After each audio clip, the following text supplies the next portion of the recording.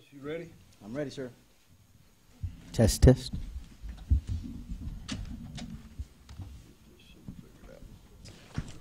See how the view is from over here. Right below the general counsel seat.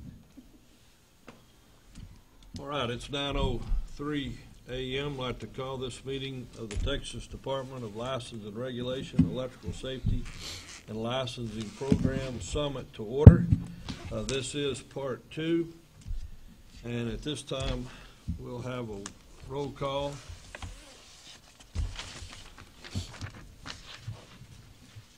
Keith Bell, presiding officer, is present. Mr. Michael Gramillion. Present. Mr. John Lewis.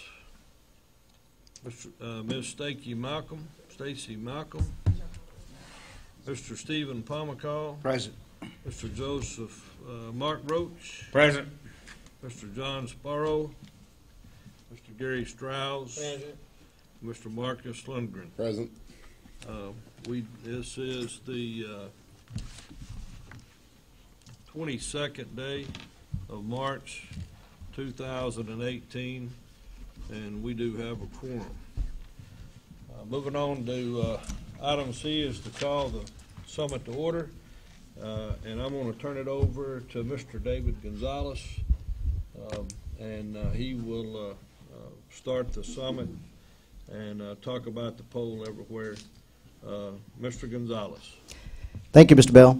Welcome to our guests here in the audience. We've got a smaller turnout than we had last time. I want to make sure that we're doing a good job advertising that you do not have to drive to Austin to participate. So what I'm hoping is we've got more people listening in at home and participating via Poll Everywhere, which is an application that we're using to do kind of crowd interface and polling. So I don't want to be discouraged by the numbers. We have cameras and we are broadcasting the summit today just as we do our advisory board meetings all the time. So we will be doing this presentation and sharing information. If y'all are in the audience at home, make sure that you're sharing your input via the Poll Everywhere and participating. There is a slight delay with our YouTube channel, so there may be a 30-second delay in our input and feedback, so just keep that in mind whenever we're waiting for responses.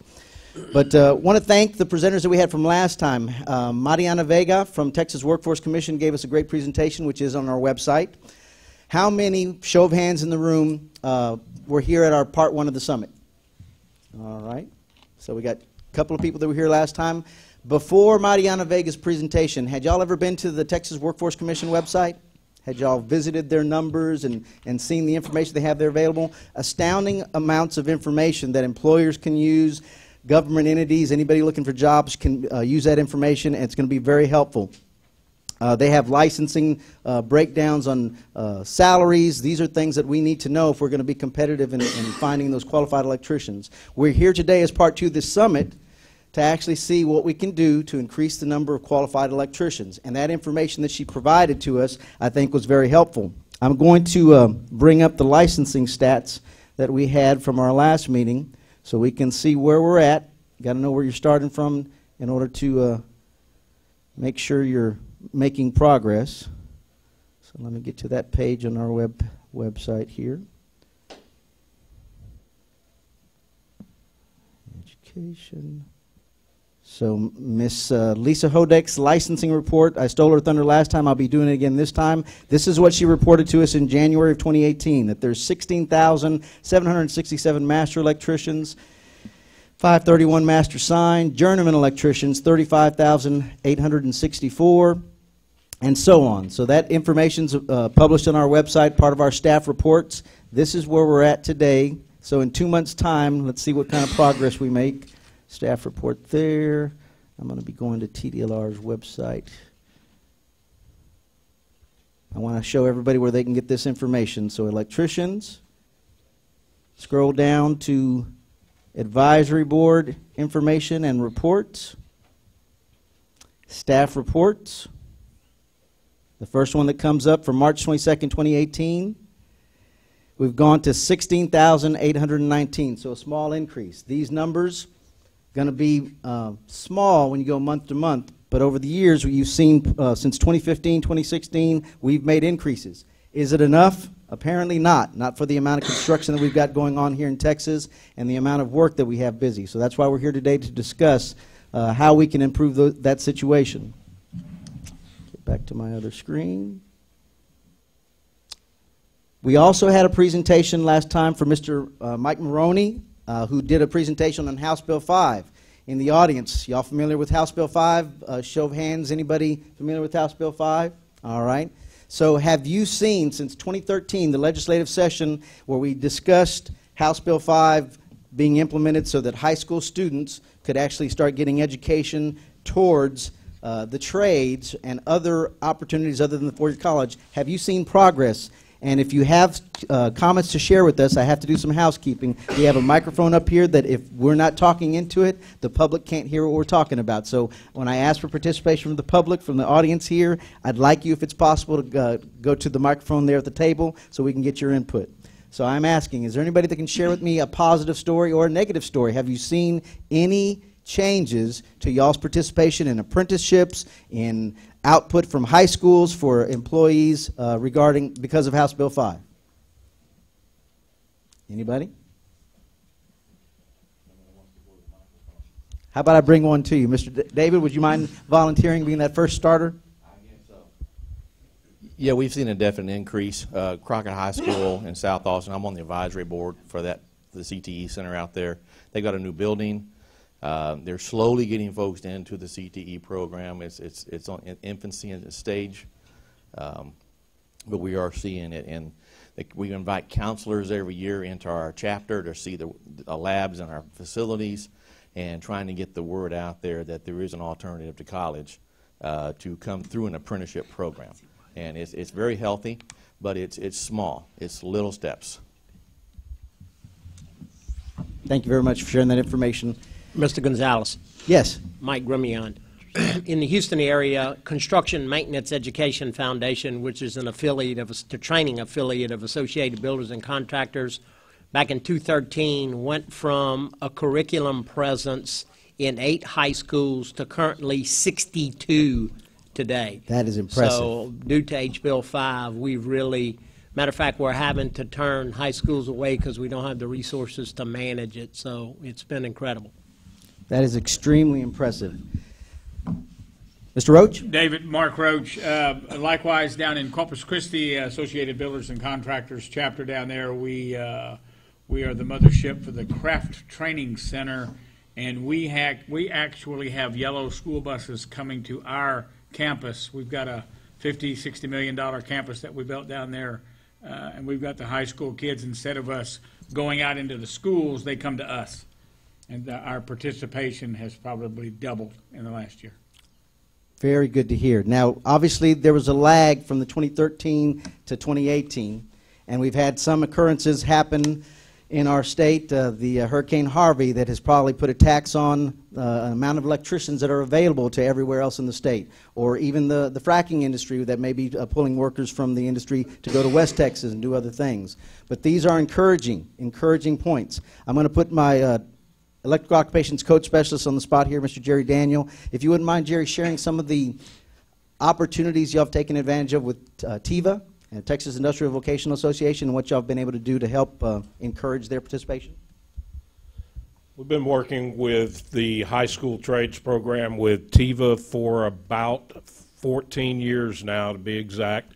We've actually go to their meetings. They're actually having a meeting, their summer conference on July the 18th up at Mandolin Bay in Las Colinas in Fort Worth, Texas.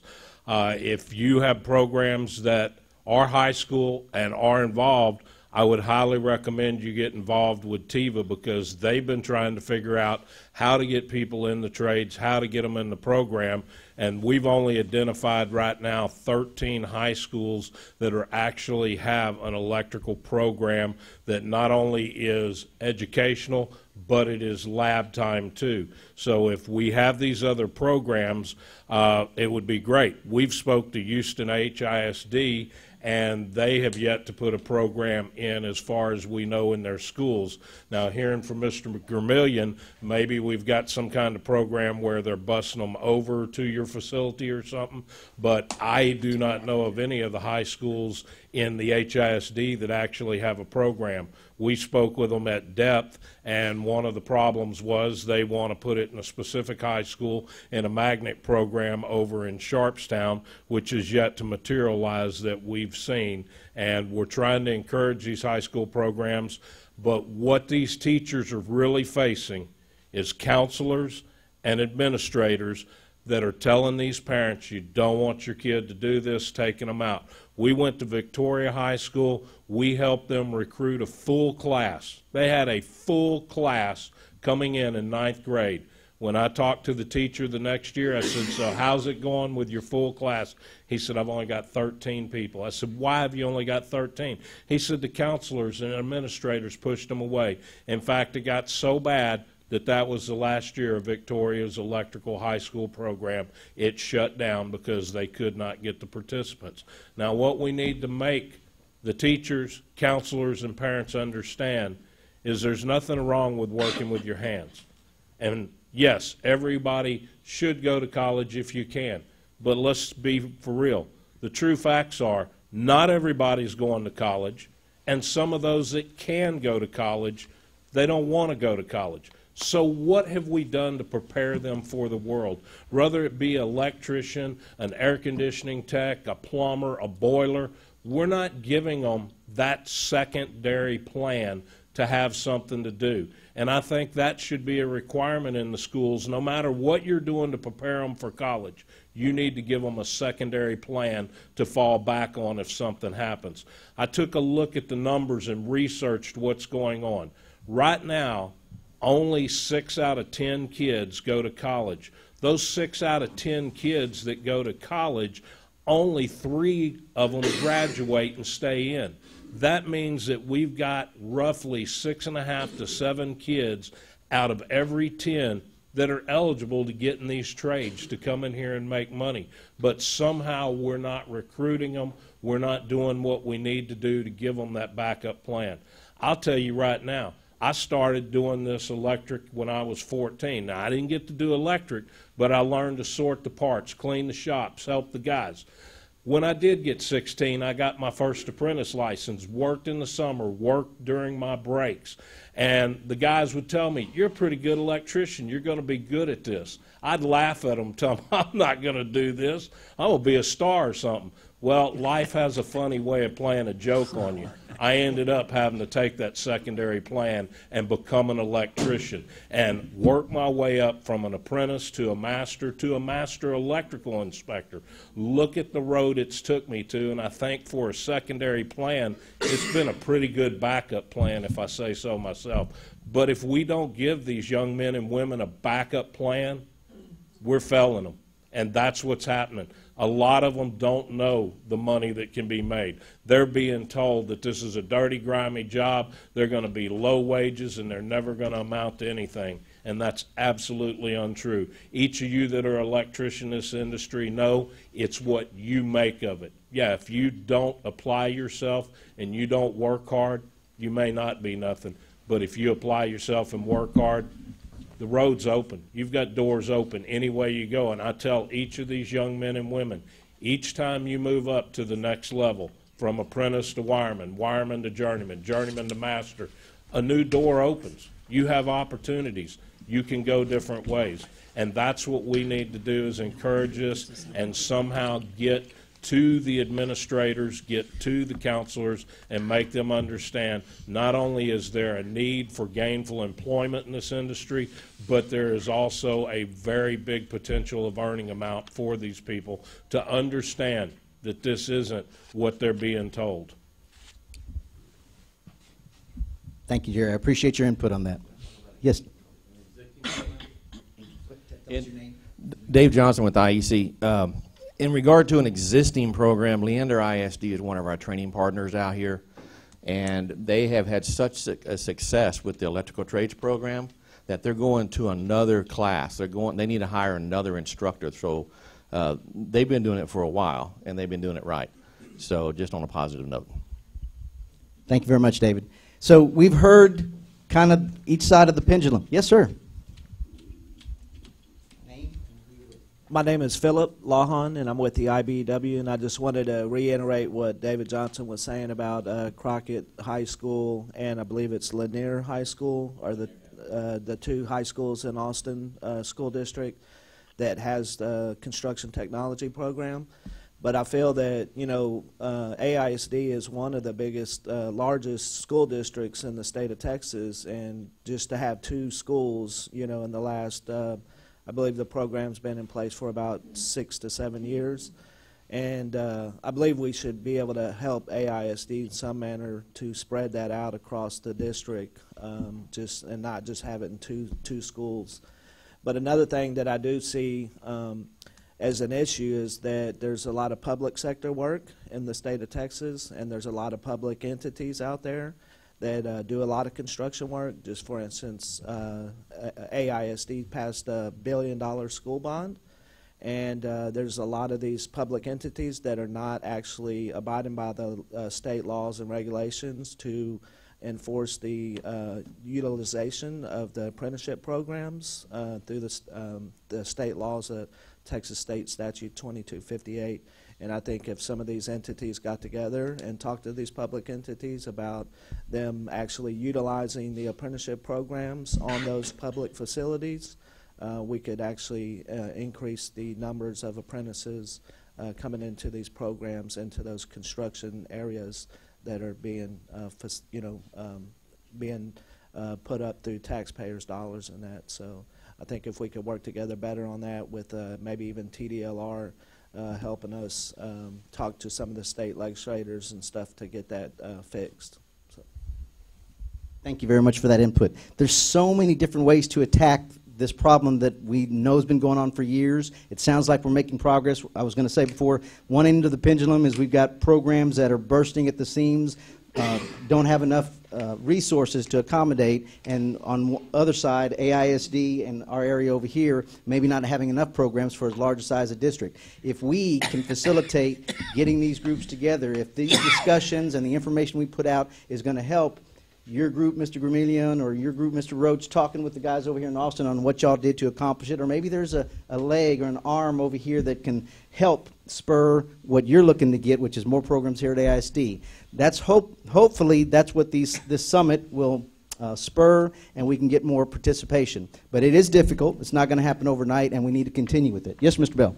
David, I'd just like to add Keith Bell to Jerry's comment. What we're doing in North Texas with IEC of Dallas is we're doing a three-way partnership between the ISD, the community college district, and the school. You know, to bridge what the concerns that you're hearing maybe from parents and counselors, what we've done is take the IEC curriculum, and then with the community college district, it's now a dual credit class. So these young people can take the electrical technology, and it be 2 tracks starting as a freshman in high school. You can either go an engineering track or you can go a construction track, and you have to make that decision when you're a junior in high school.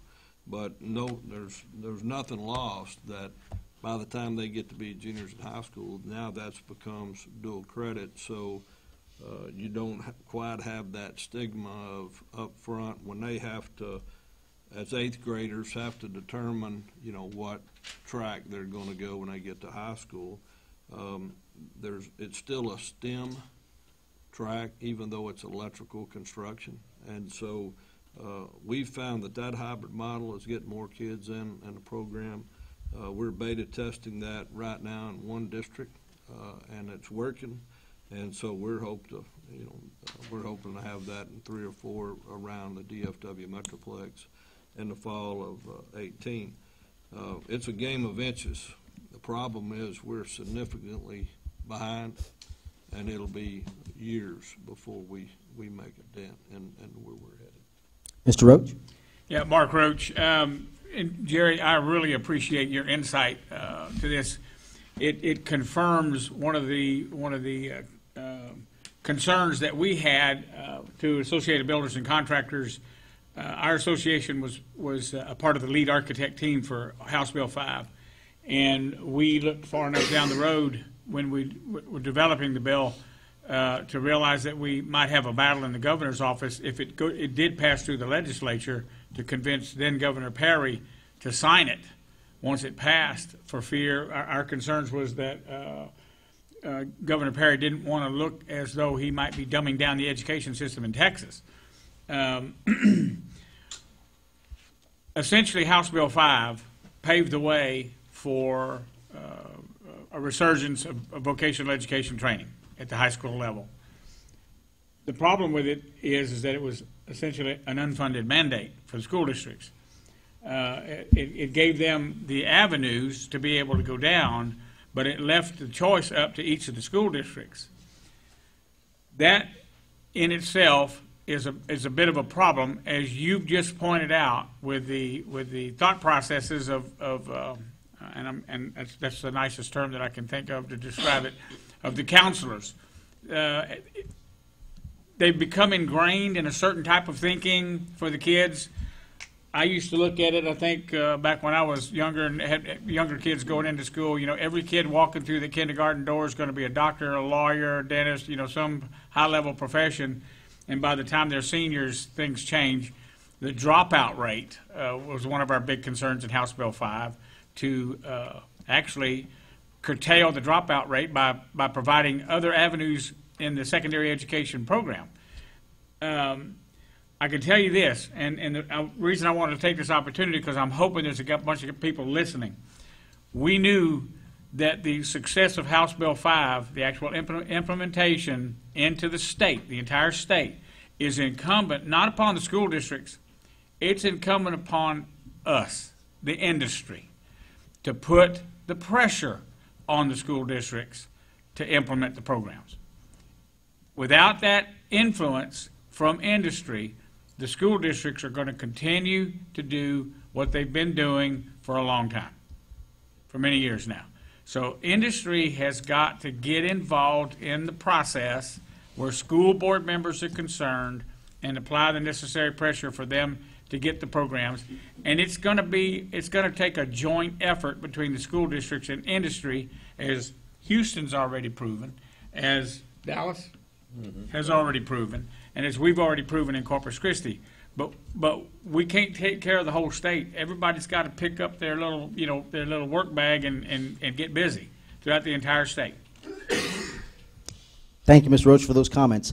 All politics are local. It goes down to your local ISD. Exactly. You get involved, you get your industries involved, you get your community involved, and you can make a difference, and you can make things happen like what's been happening in Houston, and what can happen here apparently in the AISD with the Leander program. Would you mind using the microphone up there, please? I appreciate it.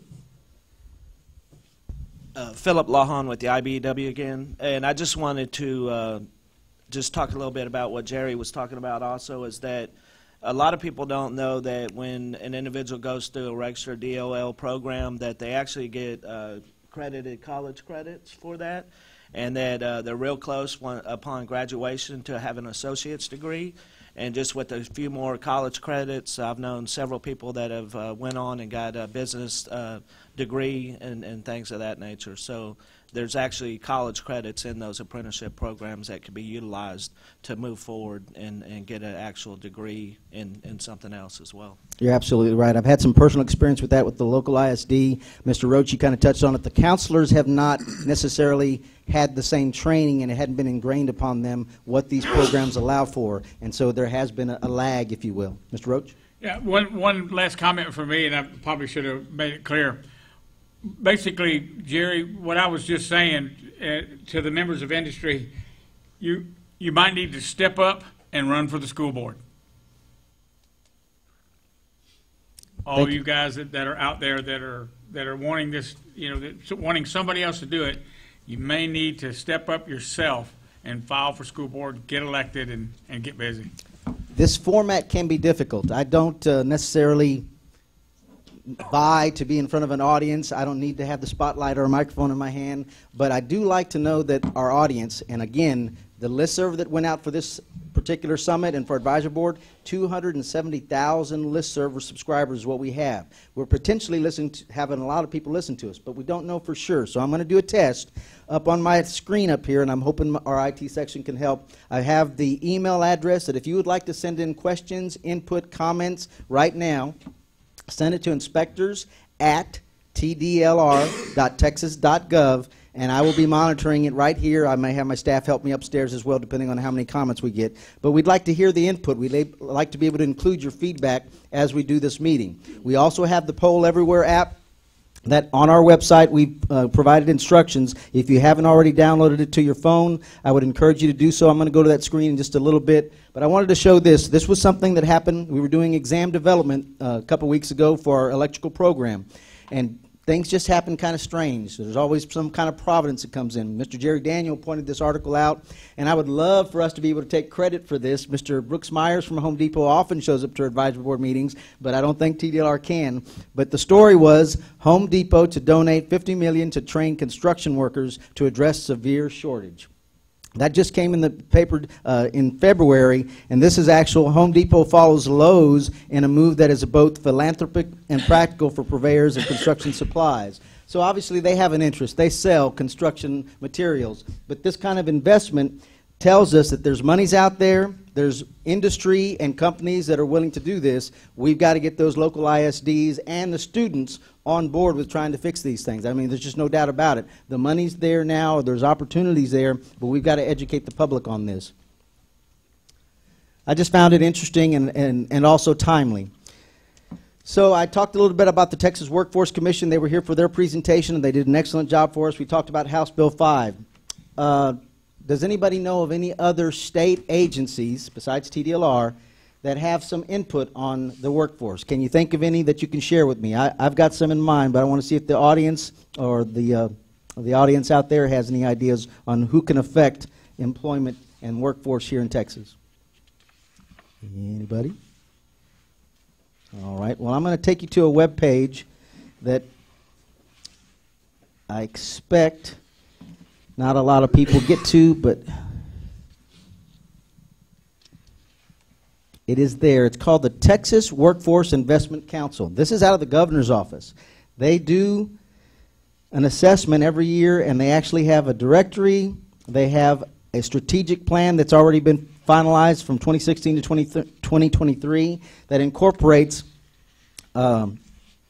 all the things that we need to be thinking about as a state to concentrate our efforts. And it's supposed to include, let's see what agencies are involved. Oh, it's in the plan itself. Let's see, the strategic plan summary.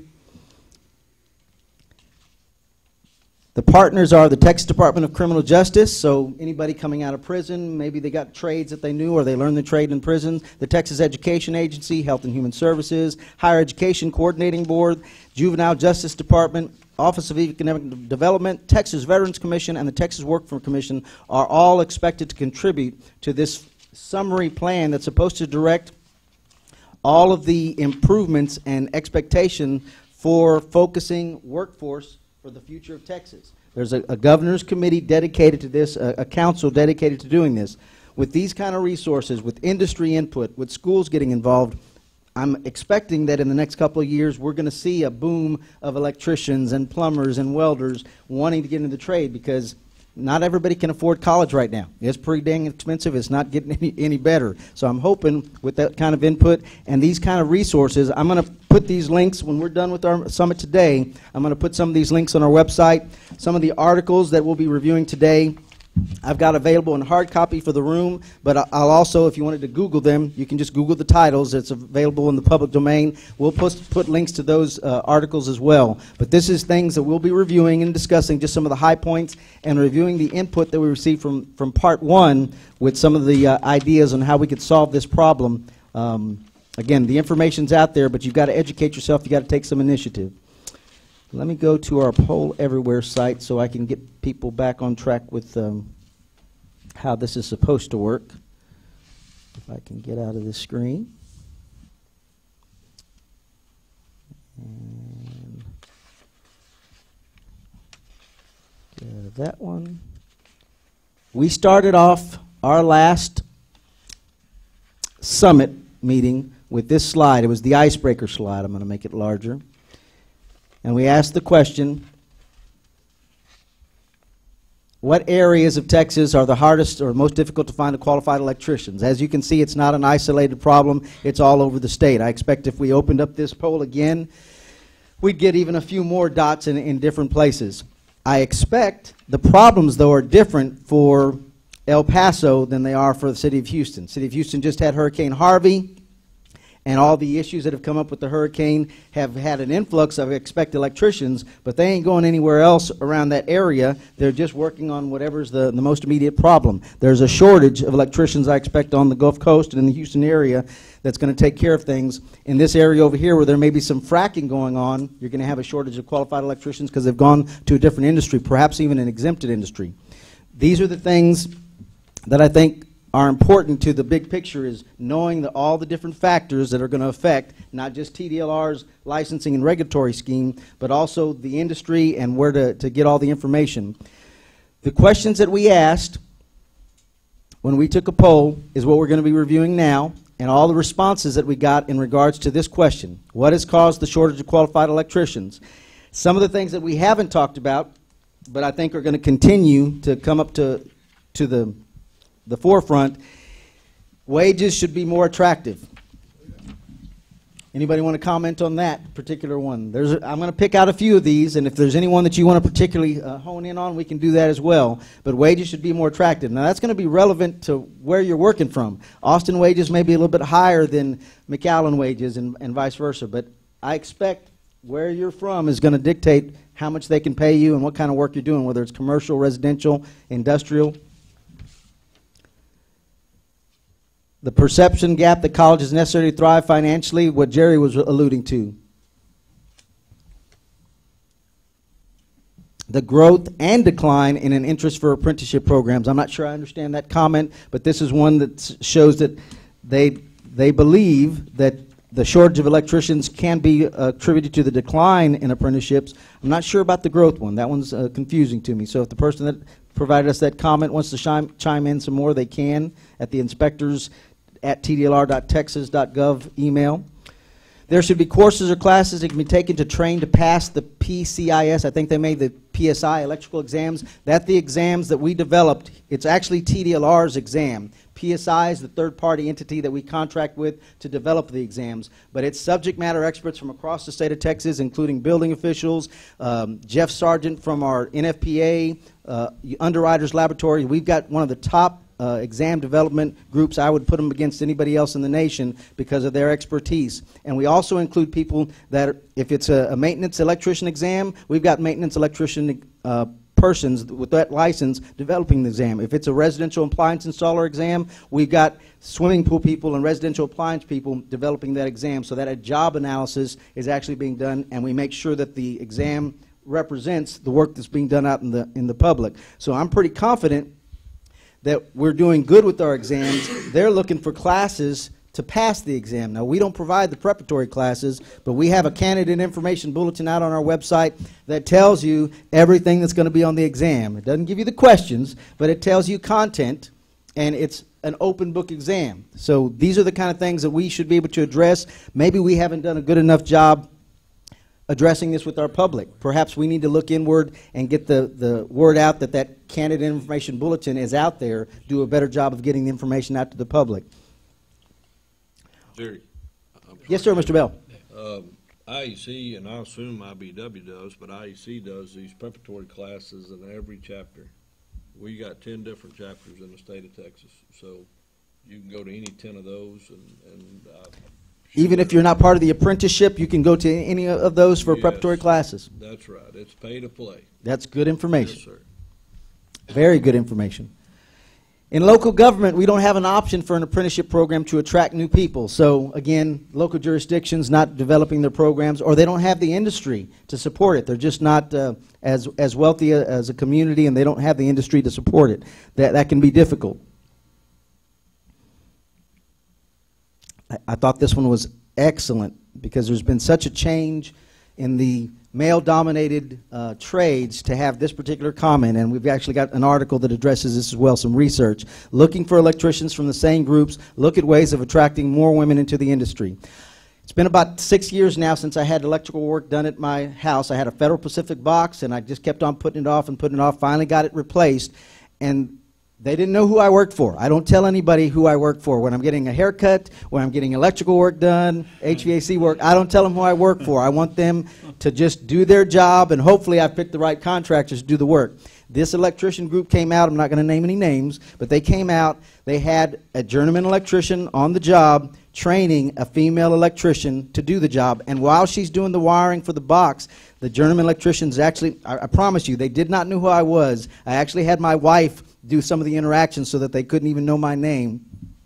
They were actually asking her questions that could be on an exam while she was doing the work to put the box together, and I was impressed with that. They had no idea that, again, who I worked for, and they were doing what I thought should be done for every electrician company. I don't think it happens that often, but I was fortunate with this particular reference I got that these guys were going to be doing the job right, and so far my electricity's still working and doing fine.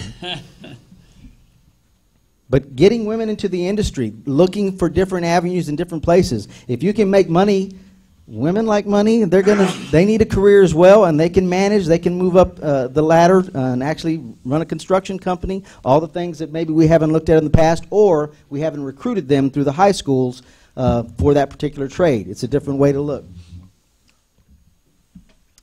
The people coming up in the trade don't have the skills needed. Well, hopefully that can be addressed by the STEM programs and or these apprenticeships. Lack of awareness of the potential to grow in the industry. Echo the school to prison pipeline. I guess a lot of schools having issues with behavior and having kids just showing up aren't going to have that much opportunity to get people into an electrical program. So there's other challenges that may be out there for some school districts. I'll go through a couple more of these. Let's see what this long one has. There should be a requirement for electricians to go through an actual apprenticeship program, not an option, but a requirement, instead of obtaining an apprentice license and working with no knowledge or nothing at all. Right now, our state licensing requirements is an apprentice is a background check. You are attesting when you get that license that you will be working under the supervision of a master electrician and that you will be getting continuing education unless you're actually participating in an apprenticeship program. So there is some commitment when you get that apprentice license, but whether or not people are following through or they're just picking up the license to get that one electrical job and going on to another trade whenever it comes handy or whenever the opportunity comes along is different. To obtain apprentice license, you should be enrolled in an apprenticeship program at a community college or apprenticeship. We do not want to have an inrush of workers that are not qualified and do not have the right training, being so close to the border, and the lack of requirements to obtain an apprenticeship card for out-of-state workers and illegals to come in and take our jobs for lower pay. We've got language barriers for taking the test. I think we actually offer a Spanish version of it, and we can, if there's other language that are requested, there's translation services that can be pursued. The individual may have to pay for those things, but it's one of those options that PSI does offer as part of their examination development. So that's the first question that we asked, and these are the responses that we received. Any other comments that y'all want to add to this group or list? Any ideas on that we didn't cover? Yes, sir. If you could step to the microphone once again, thank you. Philip Lawhon with the IBW, and it's you know what it's saying what has caused the shortage of qualified electricians, and I'm not reading that as incoming electricians so much as creating qualified electricians, and I believe that just having a 4-hour continuing education course is not enough to train an apprentice on the formal education that they need to become a qualified, skilled journeyman in the state of Texas. I believe the journeyman pass rate is, last time I heard, it was around 13 to 15% pass rate, and I feel that that is a factor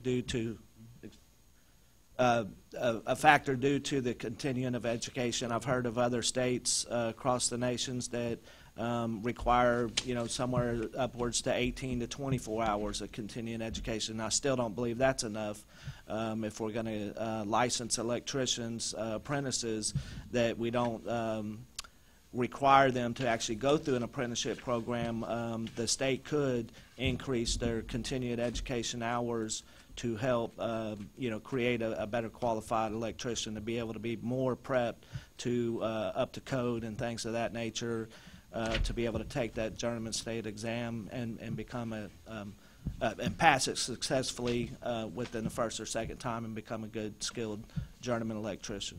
Thank you for your input, Philip. As you know, the state law requires not only the continuing education for apprentices, but they're supposed to be supervised and have 8,000 hours of on-the-job training. So the expectation would be there's somebody actually on the site helping them learn, a journeyman electrician, giving them some direct supervision, insight, so they can learn more than just the pulling wire or the bending pipe. They need to learn how to become an electrician. So hopefully that would occur as well and get them there. But you're right, there's other things that could be done. That 4 hours wasn't in the initial statute. That actually came along later on as an improvement over just a background check. And so that we have made some progress there. I agree with you. It's going to take more education than just 4 hours to become a good electrician. David? Yes, sir, Mr. Bell. To that point, Keith Bell, actually the pass rate's right now about 32 to 33%. The documents that we've got. Can you pull up the latest licensing statistics again? Yes, sir. March report we'll see today. And go to the apprentice electricians. I think one of the things you're going to see, and I just want to make sure I'm understanding the numbers correctly, go down to apprentices. New license issued. You have 14,000 new licenses issued in the second quarter. That would be through the second quarter, first and second. Total new licenses were 32,000. Your population's only growing at about 12 to 13%, yet almost 40% are new licenses. Well, if you go back to journeyman, they're not, and if you added up all the other licensing types, there's not 32,000 different licenses. So what prevents somebody from just getting another apprentice license if the population's not growing 32,000 annually? What's in place to keep somebody from just getting a new apprentice license and not take that 4-hour CE?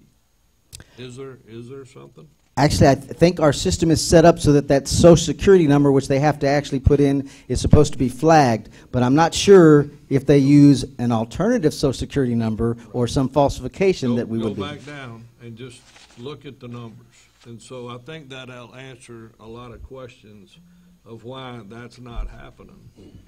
There's no way you could have 32,000 new licensees annually and the number only going up 4,000, unless that's the same people putting in some different number to get another apprentice license and bypass the 4 hours worth of a continuing education. So I just don't think, based on what I see, if you required 8 hours, 20 hours, 40 hours, whatever you want to try to put in place, until you find a way to stop that from happening, it's just not going to fix the problem. What I'm going to do is I'm going to have we have other divisions participating in the summit, have them look at the numbers and see if we can come an explanation. We'll probably take a 5-minute break for bathroom break and come back and see if we can't answer the question for the entire group. But we'll see if we can come up with an explanation or if it's something we need to do some more research on, because right now I don't have a good answer for you. That's a huge anomaly, and I've been noticing that, but today was the best day to bring it up and really drill into it to figure out maybe what the issue is. I got you. Thank you, Dave. No problem. Yes, sir.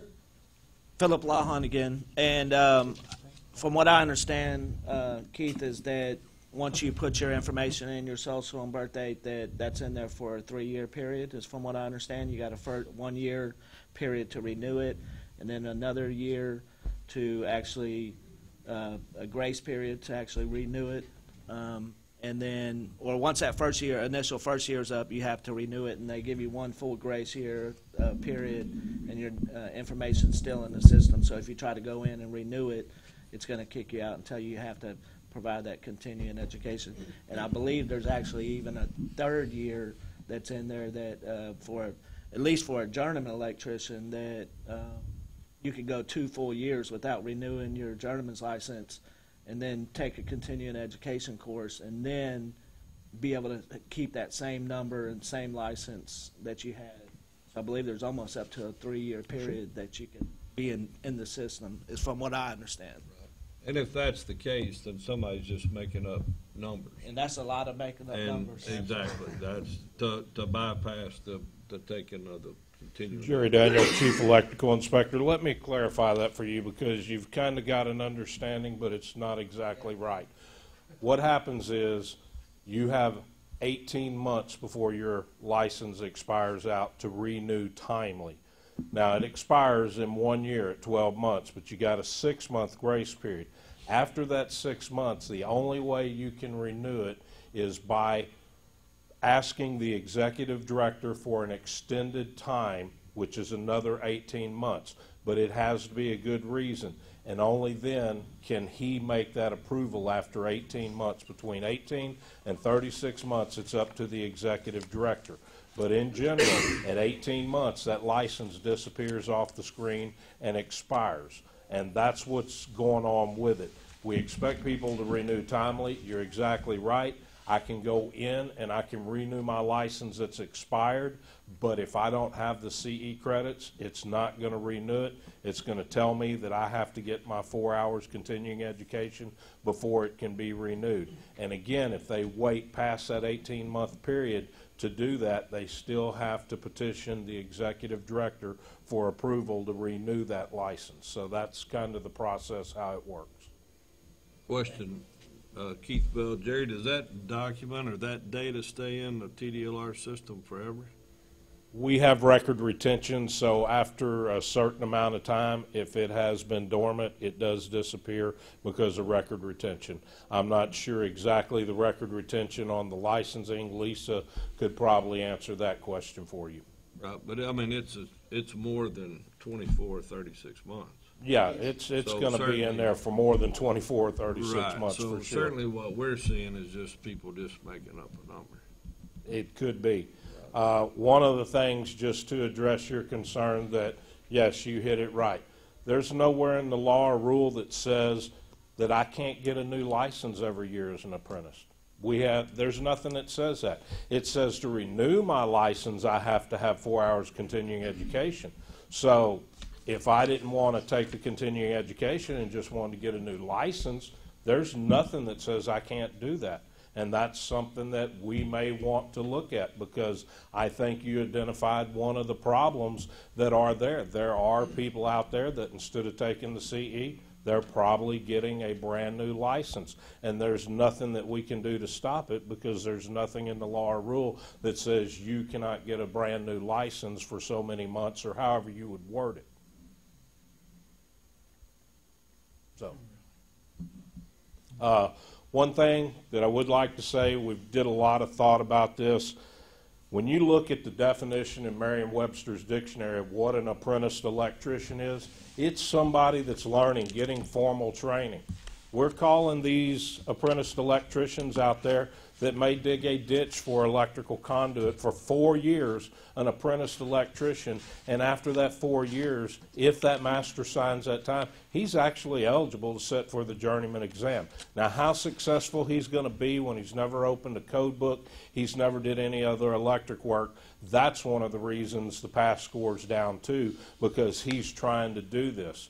We've looked at options. How can we fix this problem and do no harm to the industry? Because if we went and said or tried to create a law or rule that says everybody's got to take apprenticeship that's an apprentice, you know, it'd be burning down the Capitol, people would be hollering.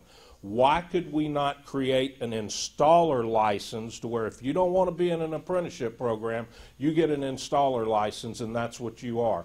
But that installer license does not count towards time to move up to a journeyman, only when you get an apprentice license that would only be issued if you are in an apprenticeship training program, then the time would start counting. Because each of you know right here, to be a very successful electrician, it not only takes the hands-on, but it takes the formal education training to do that. And that way we could actually make it to where We did no harm to the industry. You still got your installers that you can hire that can be out there pulling the wire, running the conduit, digging the ditches, no harm's done.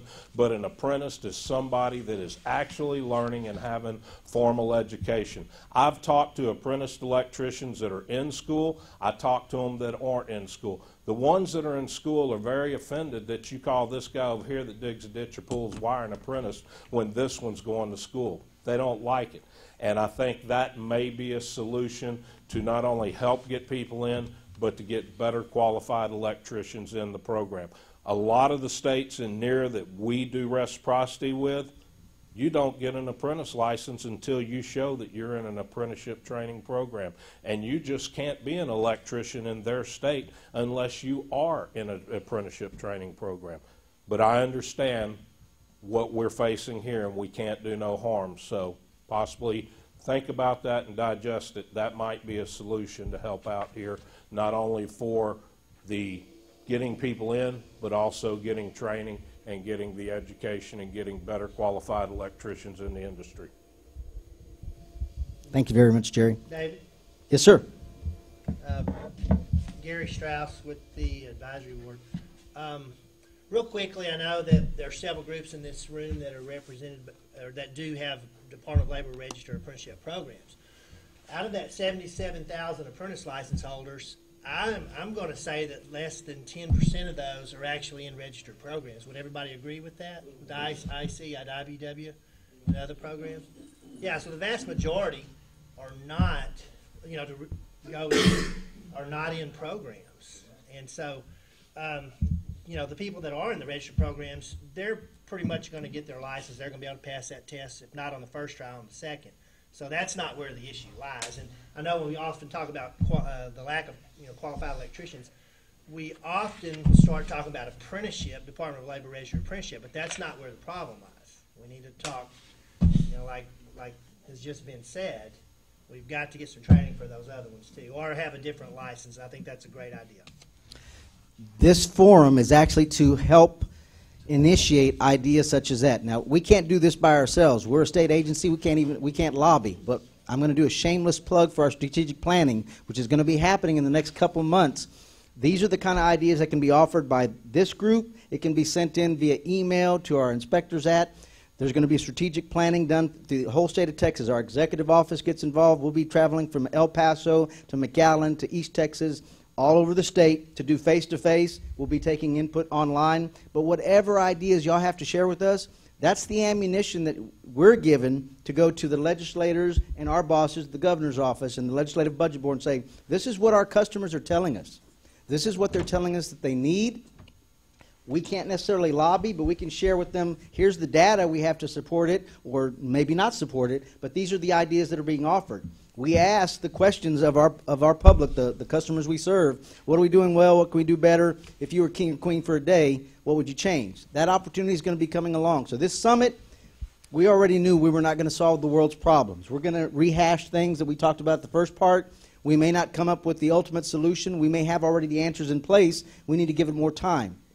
But if you have some new ideas, or if there's somebody that didn't show up here today or isn't listening at home, has that idea a week from now, 3 weeks from now, don't waste it. Have them send that information to us during the strategic planning process. It does make a difference. This agency has become what it is because of the public we serve giving us their input. That's how we've gotten to where we're at, and so far where we've gotten with the program. So thank you for the input. Thank you, Jerry, for the insight. I'm going to go back to the data we received from part one. We asked the questions of the public. What reasons explain the phenomenon of career apprentices? So it's a pretty good segue. Some of them just don't want the responsibility. They're making good enough money. They don't want to become a supervisor. They don't want to become a journeyman. They don't want to go to school or pay for education. It may cost them money or time. But I don't know how you change that. You have to, it's got to be something that's instilled in a person from their get-go that they want to advance. A lack of self-confidence.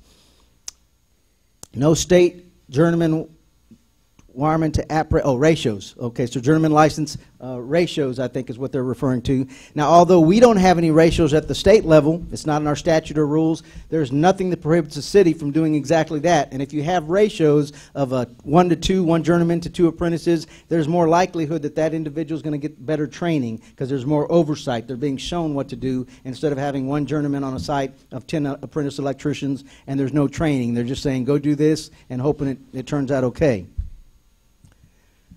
The employer does not encourage the individual. There's language barriers. Lack of not advertising apprenticeships as a different pathway to a professional degree. I think you mentioned earlier, Philip, about you can actually get an associate's degree by taking some of these classes. They may not be aware of that in high school. Their counselors may not have advised them on that. The feelings of being more employable while staying at the lower apprentice rates. I guess some people are discouraged from hiring someone that has a journeyman license because they think they will have to pay them more, so they hold an apprentice license to keep their employability, I think is what they're trying to suggest here. Will raise their, turning out as a journeyman will raise their rate. Overwhelmed by the perception of the required process, just scared that you got to take a test. A lot of people do have fear of the examination.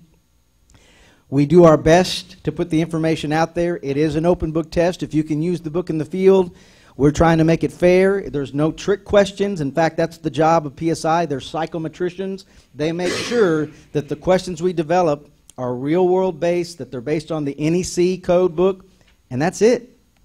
It shouldn't be rocket science, but I don't have to take that test, so I'm not going to put any guilt on it. You got to give it a try. You have to read the Candidate Information Bulletin and give it a try. So again, back to the ratios. They need more. They think they need more journeymen out there supervising. There's no limitation on number of apprentices. Getting those people into the apprenticeship programs. Undercut more skilled and higher wage earners to ensure employability. So you can make more profit if you hire apprentices that don't have maybe experiences, is what the argument is being made here. Lack of enforcement for on-site supervision by a journeyman or higher level license holder, and the lack of ratios to limit. So we're seeing a common theme here. Let's see if I can find any different ones that help. Possibly the idea of extended schooling homework after high school when it's just as easy to do the same work without it. If employers demanded their workers go to apprenticeship programs, they will have a higher skilled, more productive force. So same mantra here. More apprenticeship programs, computer apprentices. Looks like all the same. Everybody needs to get into an apprenticeship program, yet there's no statutory mandate for that at this time. It's left up to the employers and the individuals. All right, let's go to the next question that we asked as part of last time's summit.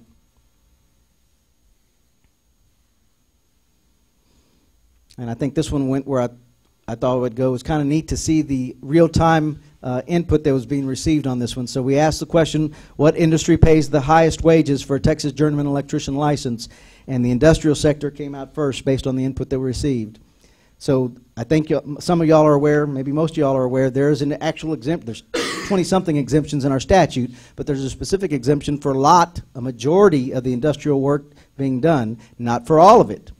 So the industrial that does require a license apparently takes the journeyman electrician licenses, whether they require a license or not, because they've got training, they've got experience, and they want to be able to pay the higher wages to someone they can trust. We don't want things exploding in those areas, an industrial situation, because that would be a bad thing.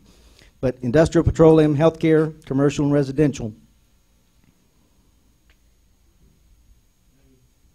Comments? Questions? Yes, sir, Mr. Jerry Daniel. The graph is very, very good if you take a look at it, because what we're really talking about here is getting more journeymen into the field. This graph indicates exactly what's going on, who's taking the journeyman, and how it's happening. If you look at the residential and commercial, what we found out is probably top wage is $25 that mom and pop can pay, whatever they're doing.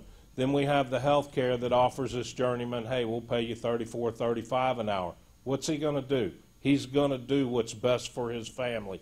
He's going to move up. Then we have the petroleum and industrial industry, which is paying somewhere upwards of $45, $50 for a journeyman. We found out in Odessa, Texas, that they could not keep journeymen or get journeymen because of the fracking. They could only afford 25 to 30 an hour, but the fracking and the oil platforms were offering them 40, 45, 50. They were losing all their journeymen. And this graph indicates that perfectly of how it's going and why we have a shortage of journeymen in the different areas of construction. Any other comments or input on that? All right, let's go to the next slide. I think we asked one more question that we can review the feedback. Actually, two more. So we asked the question, let me make this bigger, what actions, and we wanted people to be specific, can an employer take like today or tomorrow immediately to begin addressing the shortage of qualified electricians? So we're looking for some action items for these employers. One of them, in city government, need good people but can't attract them, so maybe they don't pay enough. The employers can team up with unions and other agencies who are experienced at providing skilled manpower, some of the same solutions. Get together, corporations and apprenticeships. Begin the high school programs with assistance from the colleges, some of the same solutions. Get involved and engaged with your employees. I think this one's an important one. Lead. You may be amazed by who and how many follow. Now that means time and manpower. You got to dedicate the ratios of journeymen to apprentices. You get them involved, you get them excited about their trade and their business. Perhaps they'll stick with it a few years instead of just taking their money and running the next time they get offered $35 by a hospital or $50 by the fracking industry if they know they've got a good thing where they're working at. Utilizing the apprenticeship program, require apprentices to enroll in an apprenticeship program. Why is there not a problem with plumbers like there is with electricians? Now, I've done some research on this. The plumbers are still short in supply as well, so I'm not sure that one holds true here. There are plumbers out there, but I think they're in high demand and command pretty big wages as well. Reciprocate more with other states. I'm going to let this scroll through and finish, but I'm going to take us to our webpage where I think we've made some great strides. Based on the direction from our advisory board, the question was asked, what do y'all want us to do with reciprocity? And they said, hey, pull the trigger, let's go and get what we can. We've joined the National Electrical Reciprocity Alliance, and we've worked hard. Jerry and Larry in particular have made those trips. They've talked with these individuals, and we've got journeyman reciprocity with many states, more than we've ever had, and we're still working on more agreements. That's a big deal, being able to travel from state to state and reciprocate.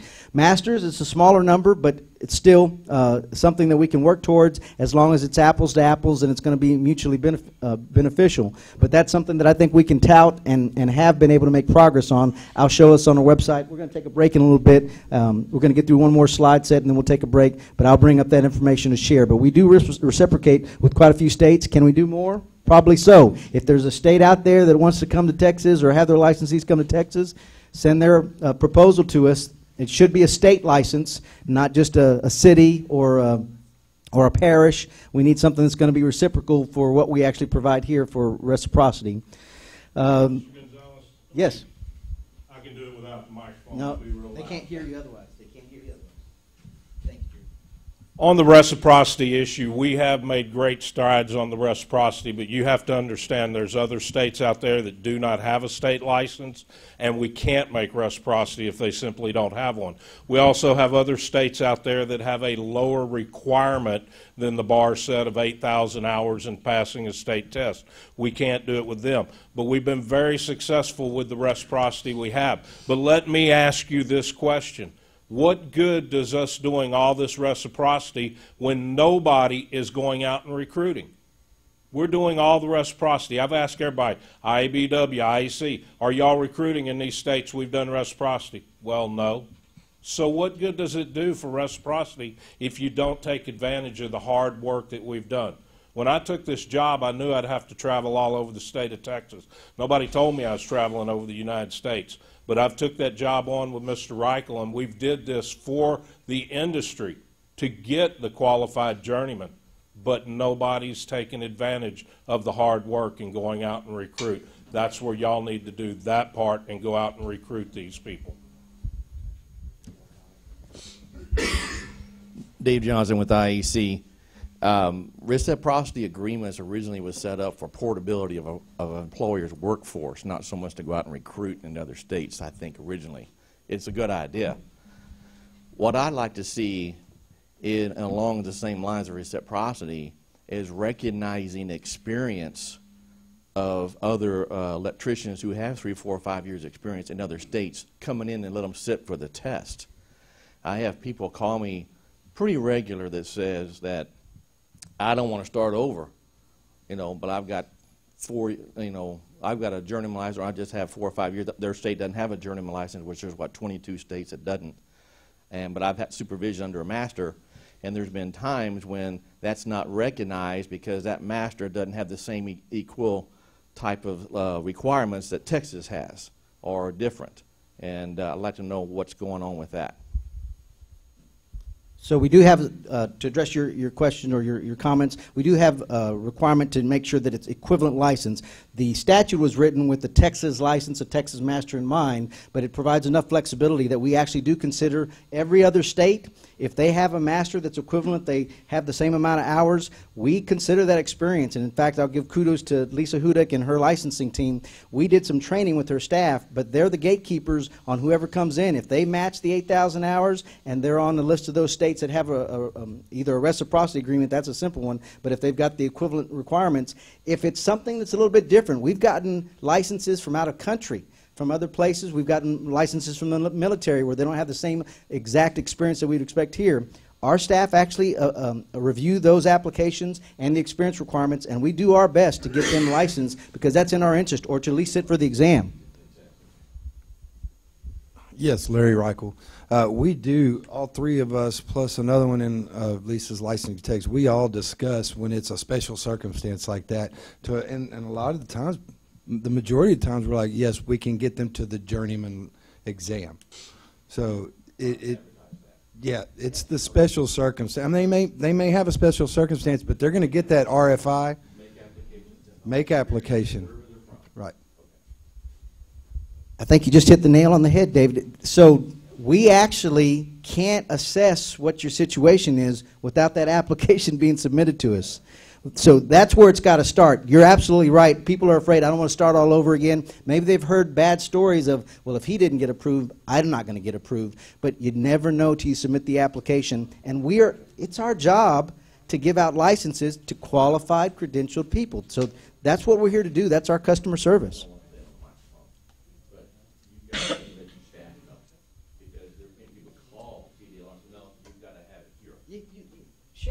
Okay.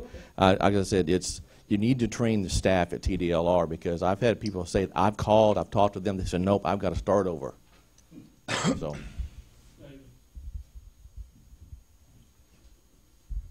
Jerry Daniel.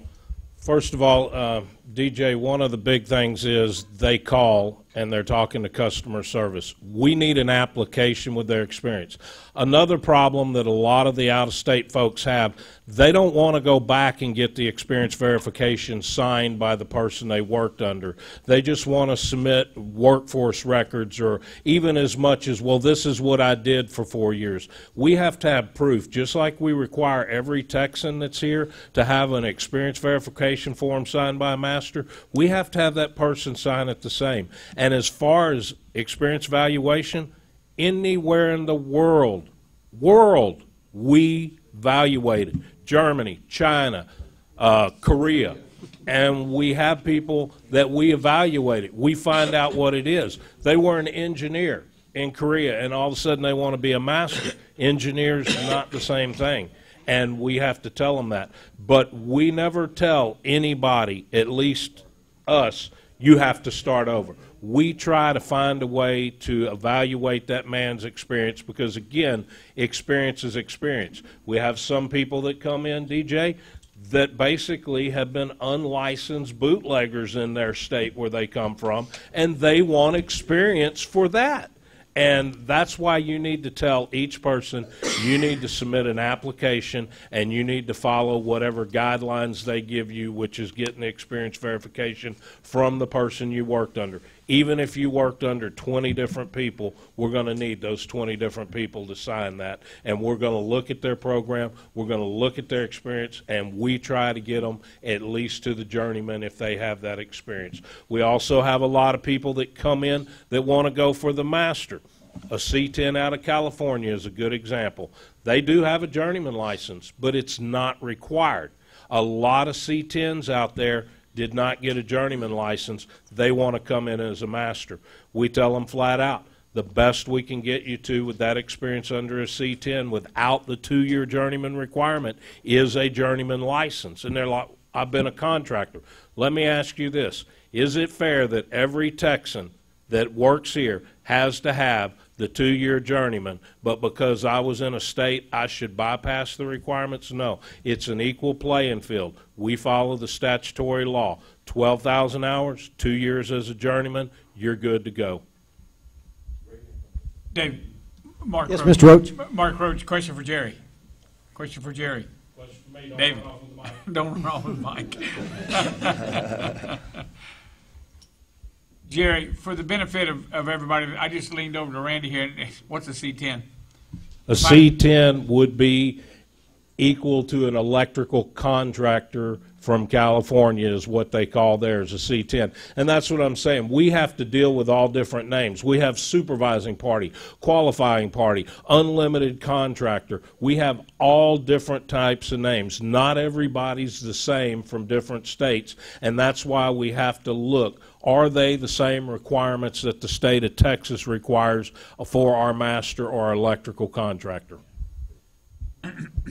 Larry Reichel. Yeah, just I think about 36 months ago, I did follow up on the other 49 states to make sure that their requirements were still the same. And now I think it was 2009 or something, 2011, that California does now require the journeyman electrician license. But prior to that, they didn't. So then you have the guys that say, well, I've been contracting for 24 years, but you never held a journeyman. And I agree with Jerry, and that's what we stuck with. If a Texas electrician has to meet the statutory requirements, then someone coming into the state, anyone coming into the state has to meet the statutory requirements as well.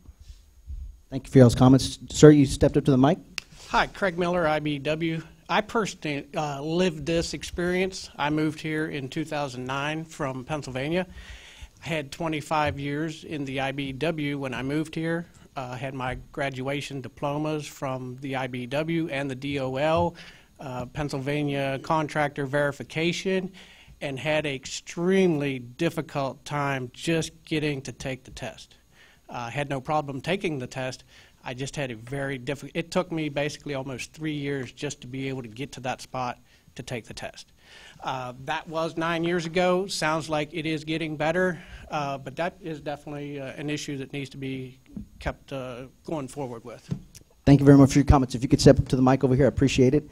And I just interject before you speak. So there has been progress since our initial outset, because the statute, again, was written for Texas with Texas in mind. We've tried to expand our thought processes and just fairness across the board. There are qualified electricians from other states, from other countries. We didn't invent electricity, but it's one of those things that we got to make sure it's a level playing field and it's apples to apples. Our staff has done a great job, and I want to take up for our customer service division just a little bit. I don't want to sound defensive. They take care of 30-something programs, so if you're talking to our customer service staff and it doesn't sound like they maybe understand all the little details of what you're trying to share, you can ask to talk to one of your compliance folk or one of our licensing supervisors so we can look at your particular circumstances. But anything that you talk about that's speculation over an application that they're not even looking at, that doesn't help us out. We can't see what you've got experience-wise because you're just sharing words. So just keep that in mind. The public, keep that in mind. If you really want us to evaluate it and give you the answer you want to hear, we got to have all the facts and information. Yes, sir. Thank you. I'm Brian Rodriguez with Texas Solar Services. I just want to say something positive. Jerry, I think you're doing a great job. I think you're hitting the nail on the head.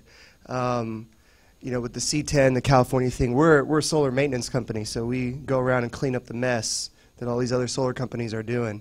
And by keeping that bar high for some of these other electricians, supposed electricians in other states, and again, you know, a certain amount of reciprocity, but also keeping that bar high, I think we are saving ourselves a ton of pain here for homeowners and business owners here in the state of Texas. So I think you're doing a great job. I think we're hitting it right on the head. You know, we need some, but we don't need too much. And I just think you're doing a great job, and it's really making an impact down the line. There are shady solar companies who won't come to Texas because of the fact that we actually have electrical contracting licenses, we have a system, and we enforce it. And they won't do their shady stuff here because of that. So I think you're doing a great job. Appreciate you sharing that with us. Up on the board, and it's on our website, all the information, almost, in fact, I would say 90% of the stuff that we're discussing, most of it's available on our website. If it's not there right now, I'll get it up there if you want to see it. But these are the, this is an FAQ, one of our frequently asked questions, and it has the list of those that we currently reciprocate with: Arkansas, Idaho, Montana, Nebraska, New Mexico, Oklahoma, South Dakota, and Wyoming, with a couple more in the works, or at least being considered for journeyman electrician licenses. And we only have North Carolina and Louisiana at this time for master electricians. But that's progress from where we were years ago, and should help with the portability of the license. I think Jerry does bring up a good point about if you're really strapped for that journeyman electrician, advertising to these other states, come to Texas. Might as well send them the Willie Nelson, don't mess with Texas, and all the attributes of living in Austin or Houston or Dallas or wherever you're from, because that's what it's going to take to get some of these people to make sure they're confident about moving their families down here and starting a new life here in Texas. You got something, Jerry? One thing I'd like to say, these states that you see we've made reciprocity with, it's because they don't necessarily require apprenticeship training program. We have other states that have been very reluctant to make a reciprocity with us because they don't want our electricians that haven't had apprenticeship training. So we've got creative here, and the two that we're working on now, we're going to have a rider. It's only going to be for people that have apprenticeship training, and that's the only way we can get that reciprocity with states that require that. So we are going to have more states in the future, but it's only going to be for people that have apprenticeship training and can show it. But at least we're making more apprenticeship training. And I would like to go back and address one issue with you, Phil. Did you hear what you said? I'm sorry, what was your name? Craig, did you hear what you said? You said you had all these degrees and documents and everything.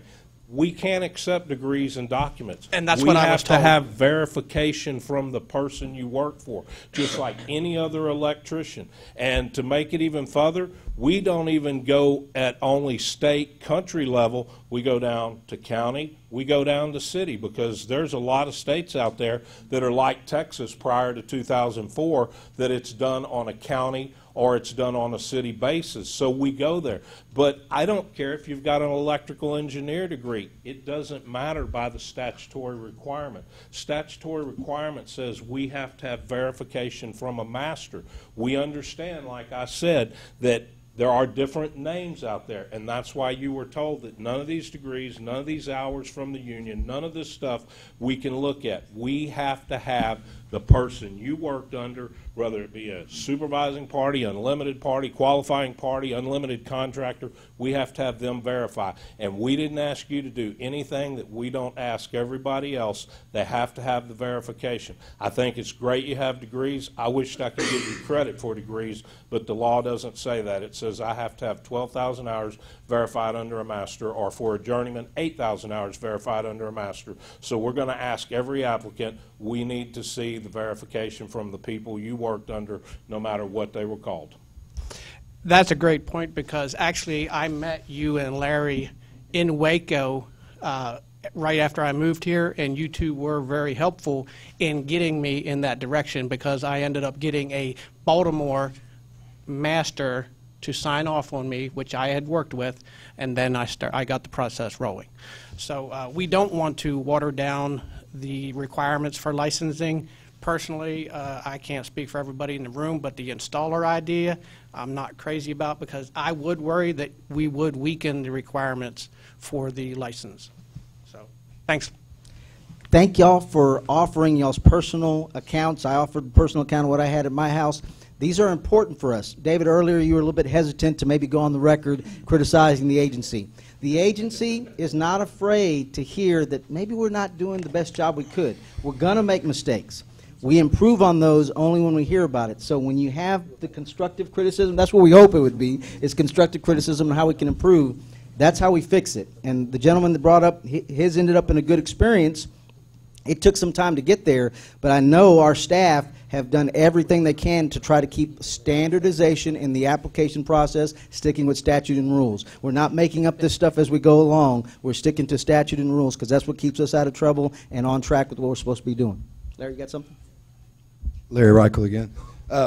Prior to becoming the deputy chief here at TDLR, I was an instructor, and I enjoyed seeing the young men and women learning not only just the electrical trade, but how electricity worked.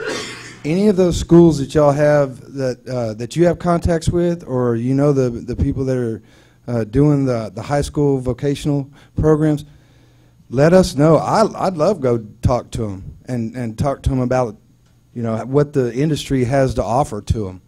I tried college, and that didn't work out. They actually gave my spot at college to someone who went to class, went to the military, and when I came back, I started in the ditch, and this is where I'm at today. And it's stories like that where we can tell these kids, hey, it's not a glorious job, but you can make out what you want out of it. So I'd love to talk to the students. All right. That's a good point that he just made. I'd expound on it a little bit. I'm a graduate of Texas A&M University, College Station, and I paid my way through school working for Gilmore Electric in Bryan. It's a good example. Now, I've kept y'all in the seats now for almost an hour and a half. I'd like us to take a 10-minute break with your permission, Chairman Bell. In 10 minutes, we'll start up again at 10:35 so we can get to the second half where we'll be reviewing some research and analysis. If you haven't already signed on to Poll Everywhere, we will be doing a poll later, so I'll put the information online and I'll review it when we come back. So 10:35 back in this office. Bathrooms are around the corner for everybody here.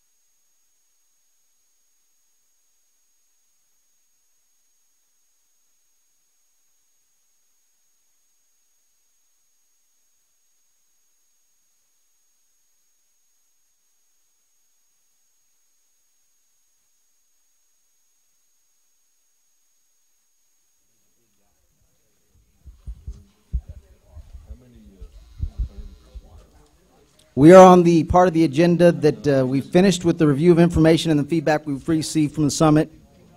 I think y'all saw that there was quite a few rehashes, ideas about what we need to do. I'm going to move forward with some of the reports that we have.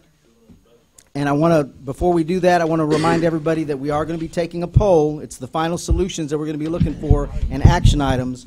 In order to participate in the poll, you need to download the Poll Everywhere app. The instructions are on our webpage. I'm going to show it up here on our screen. If you go to our main webpage, get to the electricians licensing page and scroll down, under Program News and Updates, we gave the instructions on how to download the Poll Everywhere app right here. So if you want to give your input via phone to us, I'm going to activate, in fact, I think I already have activated the final question that we're going to be asking. It's the solutions on how we fix this.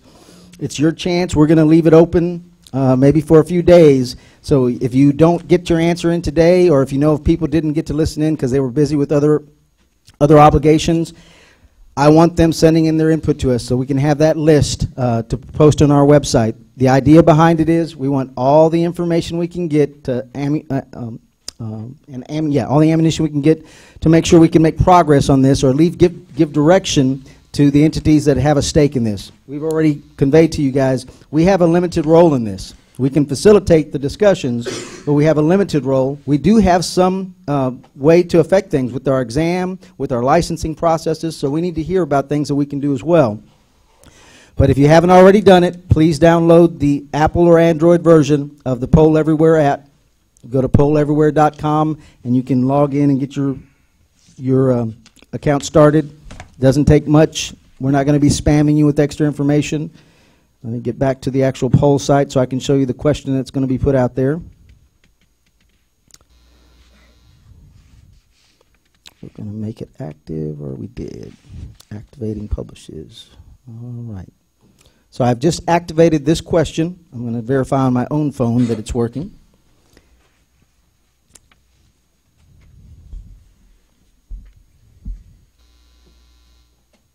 Once you've got the app downloaded, pollev.com/TDLR is going to get you in to where our poll is at.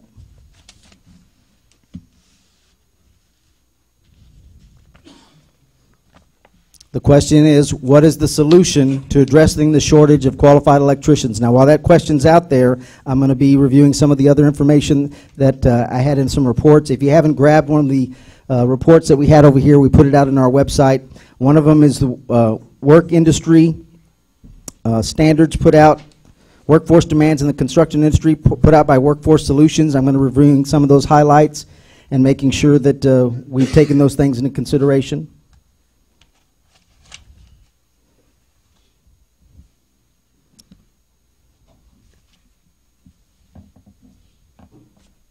Let me see if the screen comes up for me.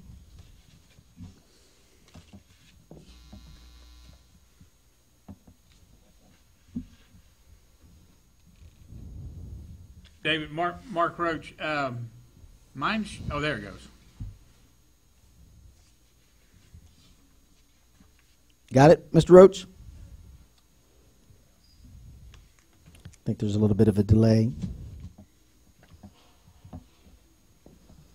So y'all can think about this. What is the solution to addressing the shortage of qualified electricians? That question is out there for input. If anybody's having difficulty, let me know, and we'll try to make sure we get that fixed. But the question will be out there while we're reviewing the other information that I've got prepared here. Let me pull those up.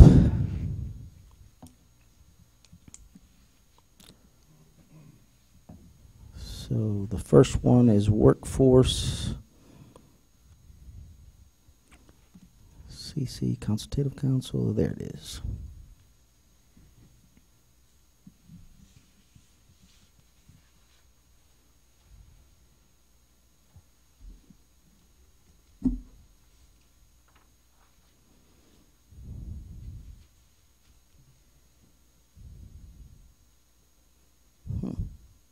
We will start off with consultative findings then, maybe. All right, the technical difficulties have arrived. Give me just a moment to find where I need to be at. Yes, go ahead and talk. I can work and talk. I can multitask. You got to be at the microphone for me. Multitask. Dave Johnson with IEC, representing myself, by the way. I kind of answers this question a little bit. Qualified electrician. How about journeyman electrician? Can you pull the licensing records back up there real quick? I sure can. At least I tell you that I can. You just had them up there a while ago. Yeah, that's not the problem. I'm having connectivity issues, but I'll pull it up right here. So the March statistics. Yeah, go down a little further, a little more past the journeyman. Right there. Up, residential. 1,543 residential wiremen in Texas, wiring all the houses in Texas. Okay? You think some of these apprentices are doing that? All right. The issue that I'm talking about here, and it's really prevalent in the residential community, is employee misclassification. These employers 1099 these folks in some cases. Therefore, they're not really being supervised, right, Jerry? And therefore, they're not allowed to go take the test. I think that's a big roadblock, and we need enforcement on employee misclassification in the industry.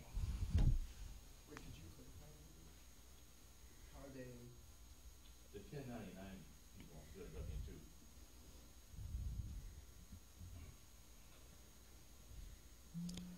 So my understanding is Texas Workforce Commission has some say in those matters, and obviously when someone's doing their taxes, the Internal Revenue Service, they may have some say. We don't actually get involved in that detail, but that could be a possibility that they're 1099ing. I'm going to turn the microphone while I'm working on my technical difficulty stuff. I know my staff has been out there in the field and seeing some of this. So. DJ, want to talk a little bit about this. You made the statement that they're out there working as a 1099 so they can't take the examination. Why do you say that?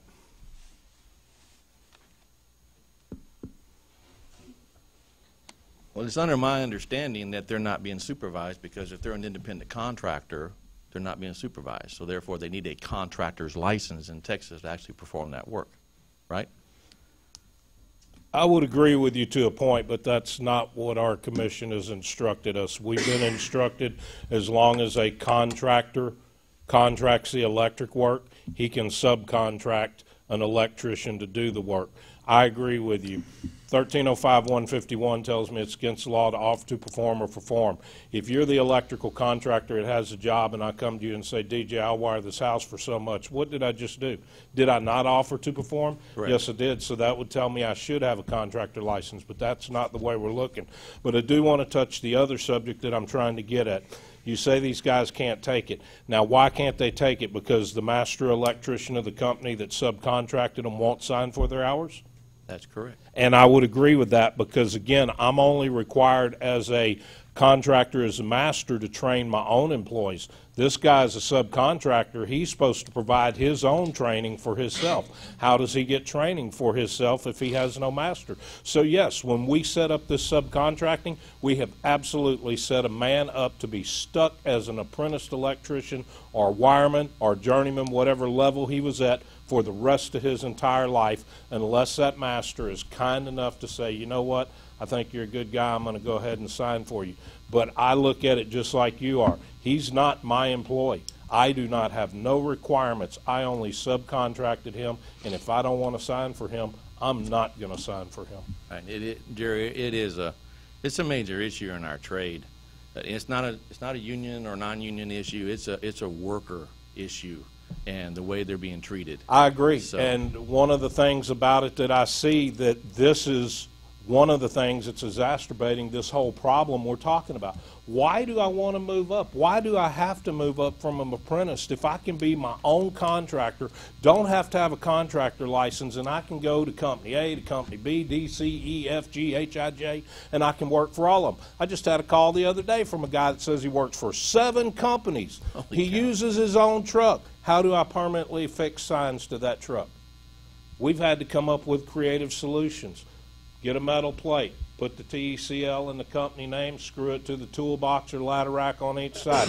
Get you 7 of them with each company name, 14 in this case, and put them on and remove them as you do. It's creating a problem for the industry. It's creating a problem. What really bothers me and Mr. Reichel went to a house over in Lakeway. It was over 10,000 square foot. We look at the flyer on it. It's selling for over $3.5 million. We go in. We ask to see who the supervisor's on site, and he says, he's no here today. All we had was 2 apprentices working on this thing. Now, think of you as the consumer. You're the consumer paying over $3.5 million for a home, right?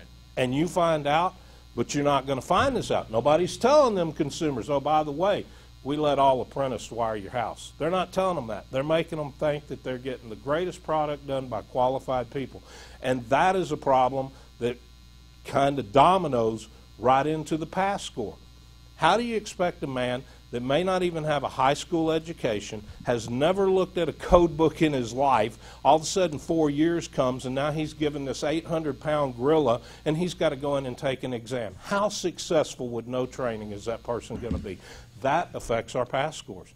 That affects that man moving up. That affects the whole industry as a whole. Exactly. All these problems are just dominoing down. Yes, Randy? Jerry, Randy Palmacall, can you back up for 1 second? Did I hear you say when you stepped out that the commission who oversees this department has instructed you that it's okay to pay these people in that manner and that all is well?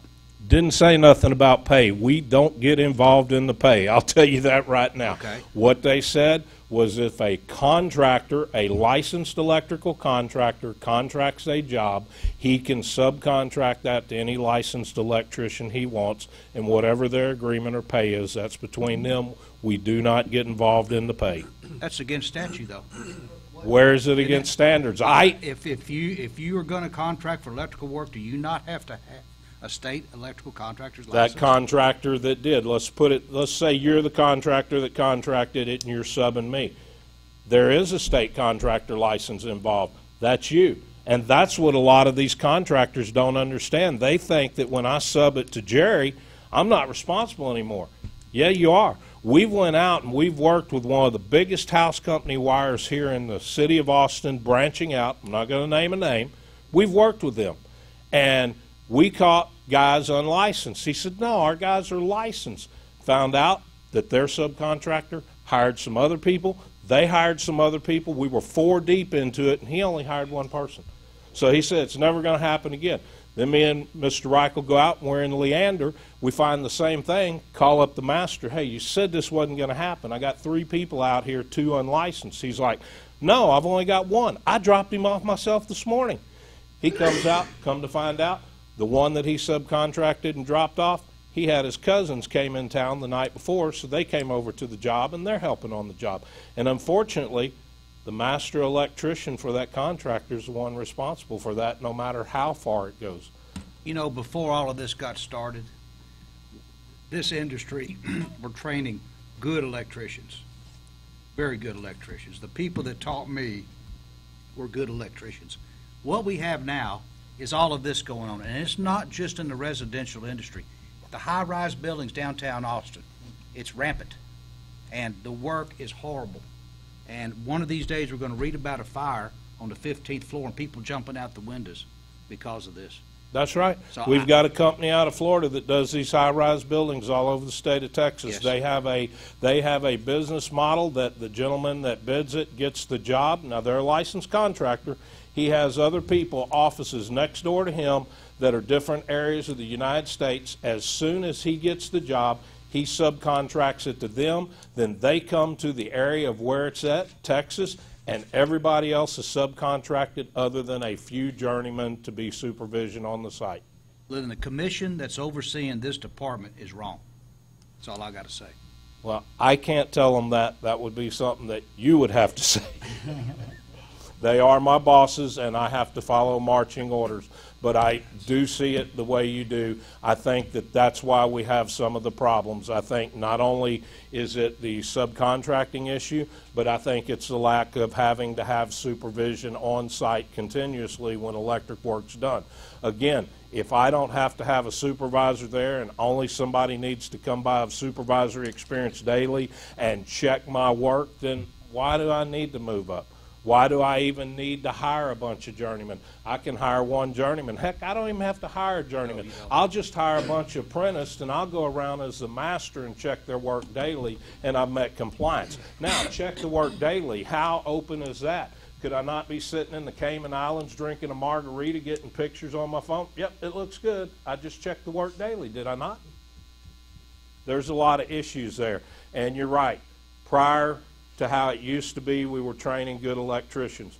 My company, we did a lot of government work, so we had to have minority compliance. So we did have to subcontract some companies, but every company we subcontracted was another licensed contractor that we used. Back in the day, we didn't do 1099 if you needed some work. You called another contractor, you said, hey, I got a really good electrician, I don't have the work, can I farm him out to you for a little while?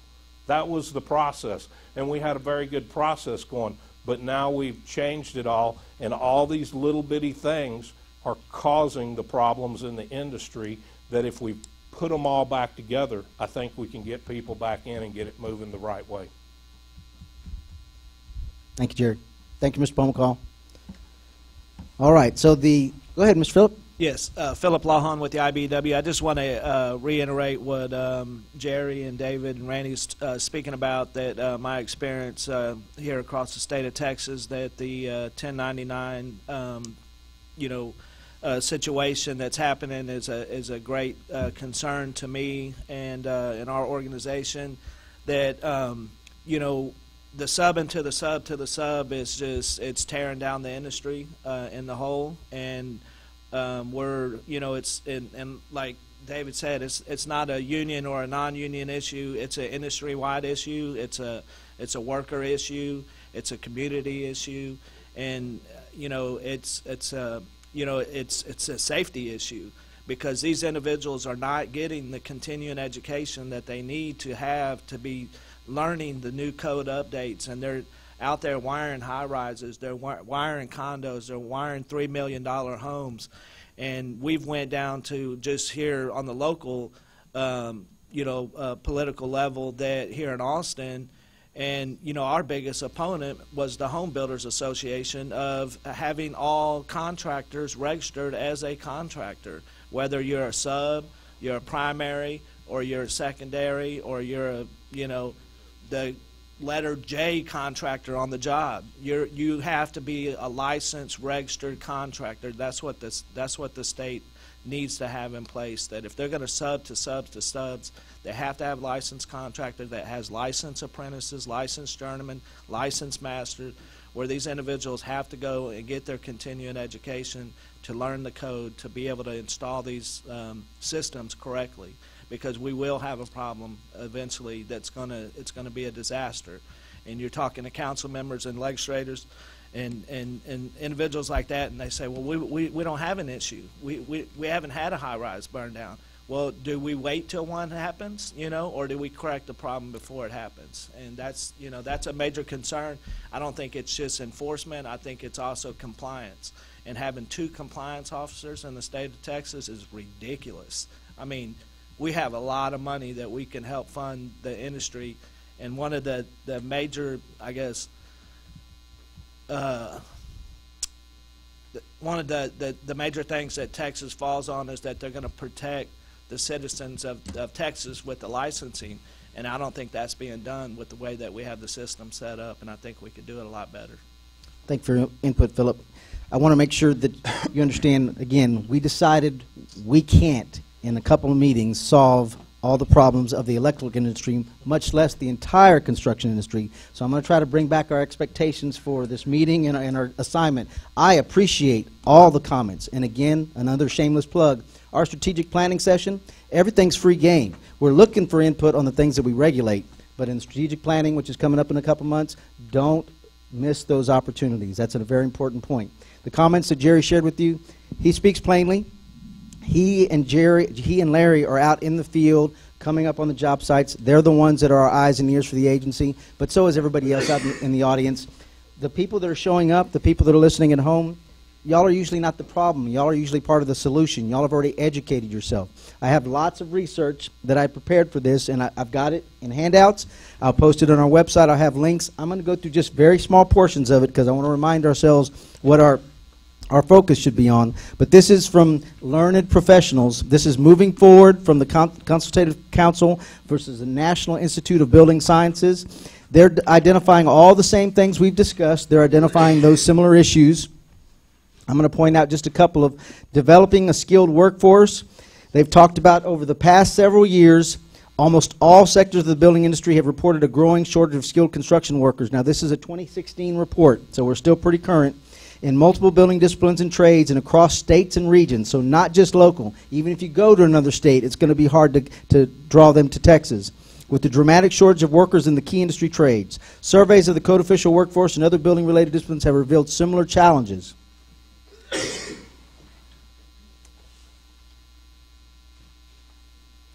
At the same time, many segments in the industry are struggling with the challenge of recruiting high school students. Same things that we've identified as problems. It's happening across the nation. The talk about having to earn a college degree in order to get successful. I want to get to one part that we haven't delved into too much, and I got to find that spot. The value of a four-year degree. Here we go.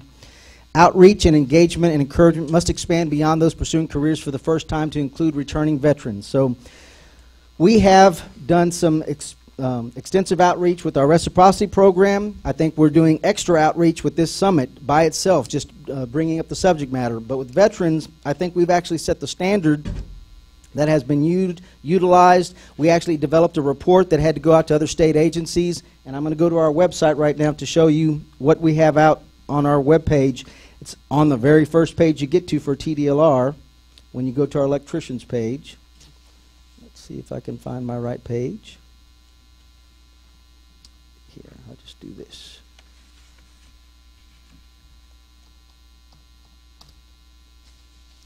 Electricians, the very first page, military service members, veterans, and spouses. We have an outreach page specifically for them.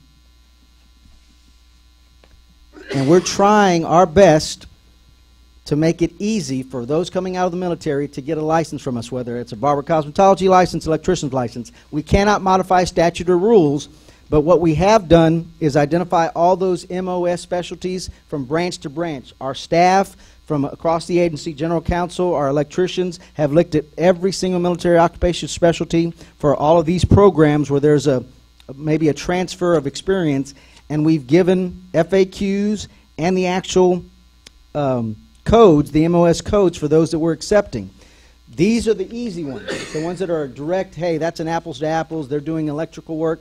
There are some other MOSs that may not be here that we can consider, but we would need the data and information of what they studied, what they were actually doing in practice, not just speculation, and we actually need an application filed with this. I think it was Mr. Roach had brought up the concerns about whether or not we're accepting or making it easy for those from the military, which is another path for people to come and become electricians in Texas.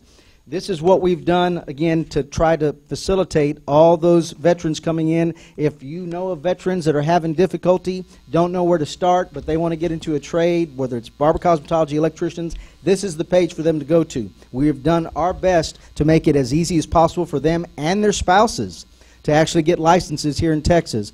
It became a mandate from the legislation. There was actually 4 bills filed that we had to explore. But this is something that we took the initiative of even before that happened. This is a report that was issued back in 2014, the Lessons Learned, a primer for developing military service credit for occupational licensing. This report is what we issued to one of the legislative committees that wanted us to give some examples or the model for some other state agencies to utilize. And we put this information out to make it helpful and have actual tables and listings of what we're looking at for what the bills did and the actual MOSs for air conditioning, barbers, electricians, all listed for you guys. So if you're getting those veterans coming to you, whether it's an employer or industry apprenticeships, this is the stuff that's going to help them out. All right, so I get the feeling that we've hashed over this stuff quite a bit. We need to get to the nitty-gritty of coming up with solutions, and I think we're going to find some of those are going to be repetitive. But I'm going to go back to our questions, see what we got. Right now, all I've got is one input at this point. Support this industry by offering education, schools, starting in junior high. We can reach kids how to do good hair, but no one to basic electrical, even to spark an interest in the industry with the younger generation.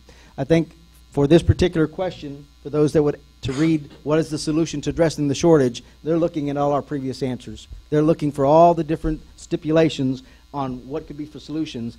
Before we leave here today, I was hoping to come up with action items of what every single one of us in this room could do to make progress tomorrow, next week, or by the end of the year, have some progress on this issue. Yes, Mr. Sparrow. David John Sparrow.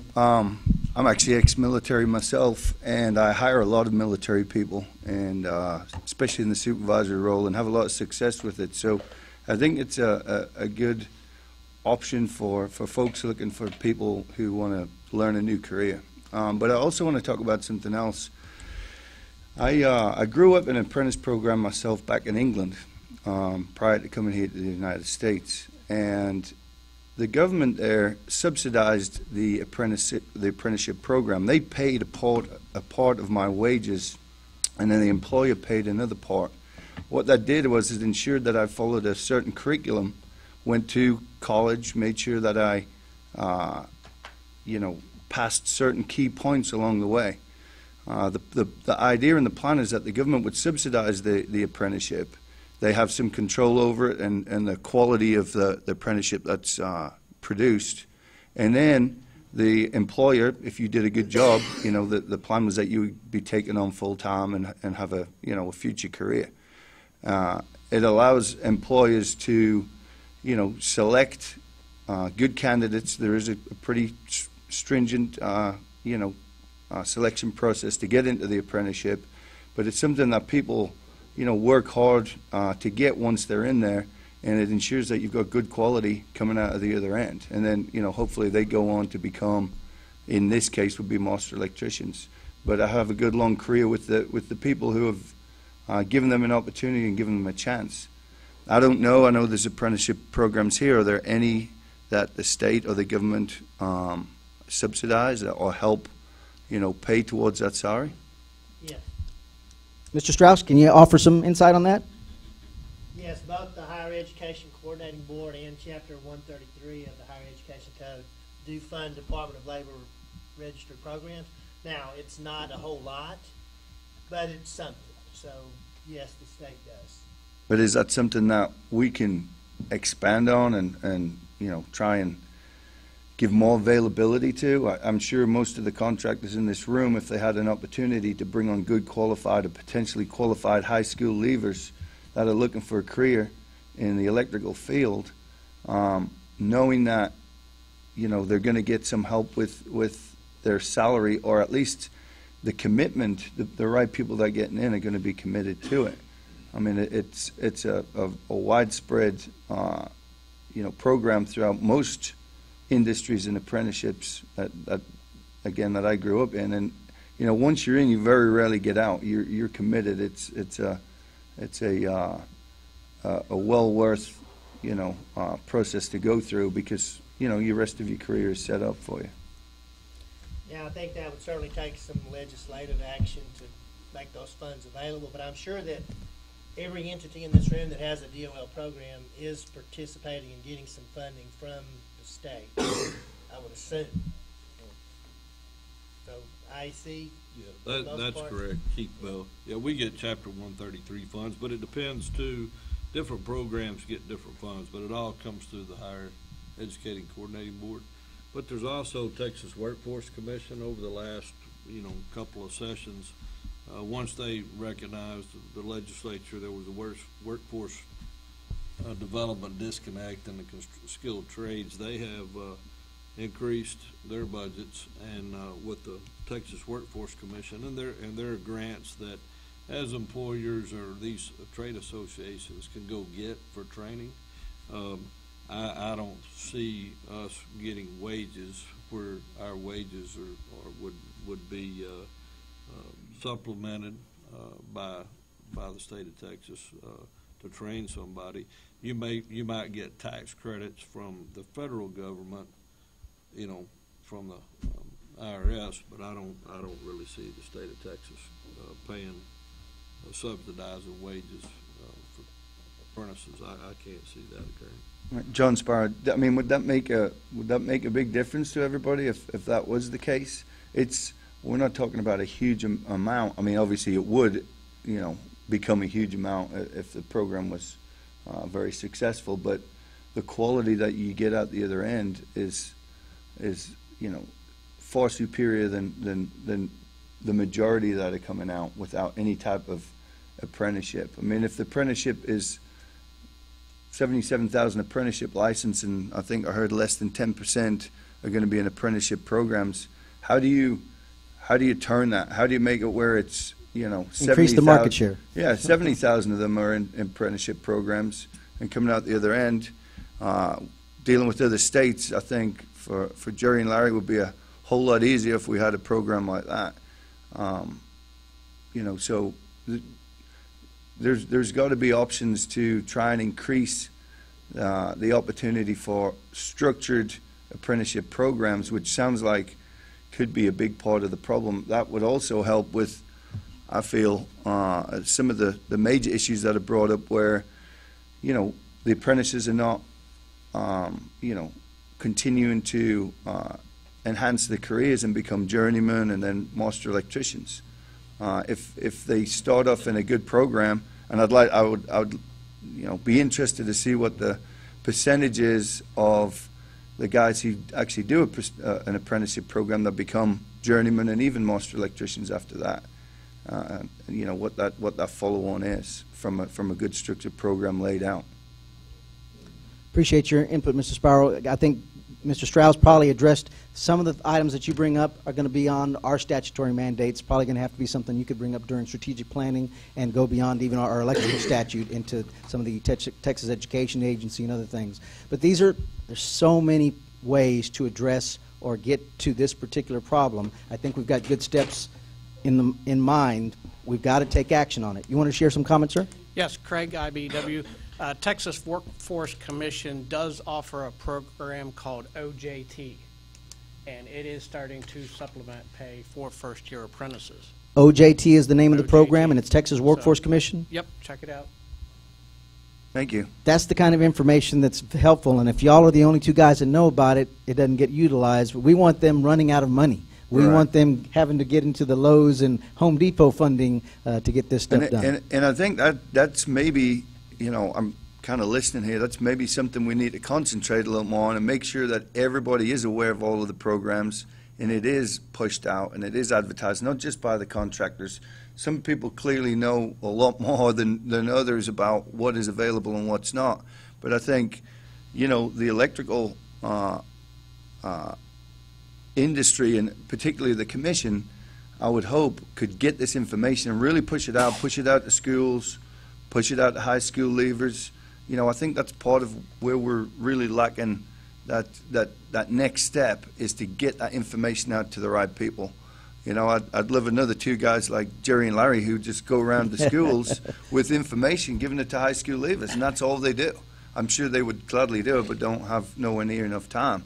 Jerry and Larry get around quite a bit, and they do lots of presentations. I'm sure they do. Yeah, that's right. But if we've got that ability to get it out, then the industry as a whole benefits, because that you can go and ask 1,000 school leavers, and I guarantee, unless your parents or your uncle or your cousin or your aunt or somebody who's in the electrical industry, they're not even thinking about it. I hear you. Yes, sir. Mr. Phillip? Philip Lawhon, and I do know that we have several individuals that come through the military into our apprenticeship programs, and they do get subsidies through the military, through their GI Bill, that they will get paid journeyman wages or whatever wages they were making when they exited the military. They would get those wages subsidized for several years through the apprenticeship program to help them along and keep them engaged in the program. Thank you.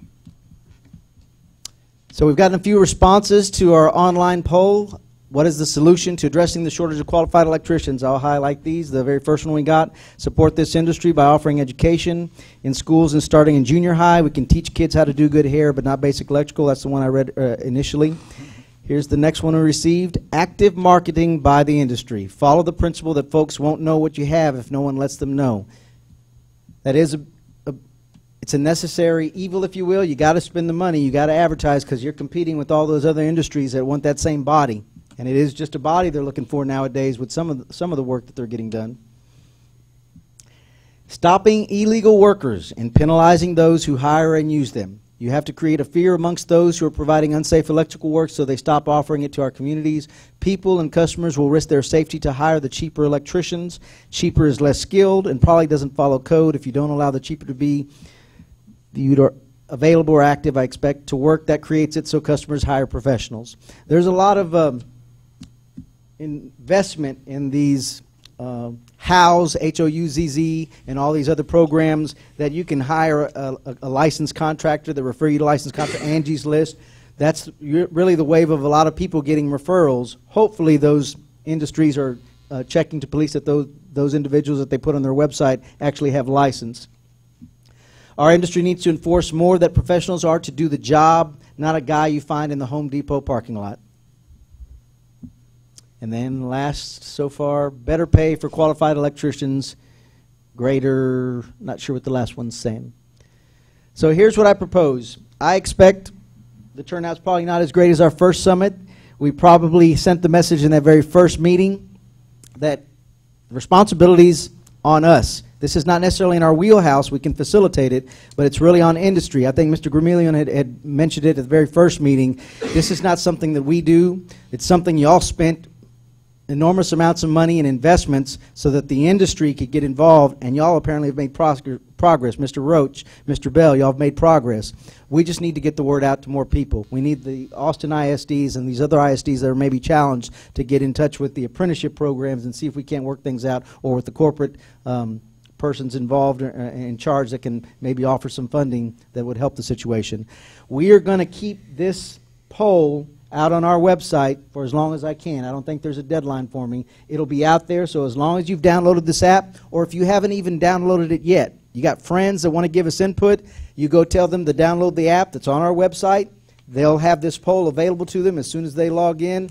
I want all that input. I'm going to take this kind of as ammunition to our strategic planning, and even before we've had the official strategic planning session, I'll have input for our executive leadership to say, this is what the industry's telling us. This is what the customers that we serve are telling us. So I'd like, if y'all have any other questions or input, to go ahead and get that input on the record and for the recording. But other than that, we've finished with today's proceedings and the agenda. I've talked about reviewing reciprocity. We actually did that earlier. Recruiting efforts in competing industries. I think that's been actually discussion. But if we have anything to add to agenda item apprenticeships, recruiting efforts in competing industries, state reciprocity, or our regulatory requirements, which is really why our guys are here and why we're facilitating. If there's things that we can do better, there was a question that we'd asked before, what specific things we can do? We're here to hear about it.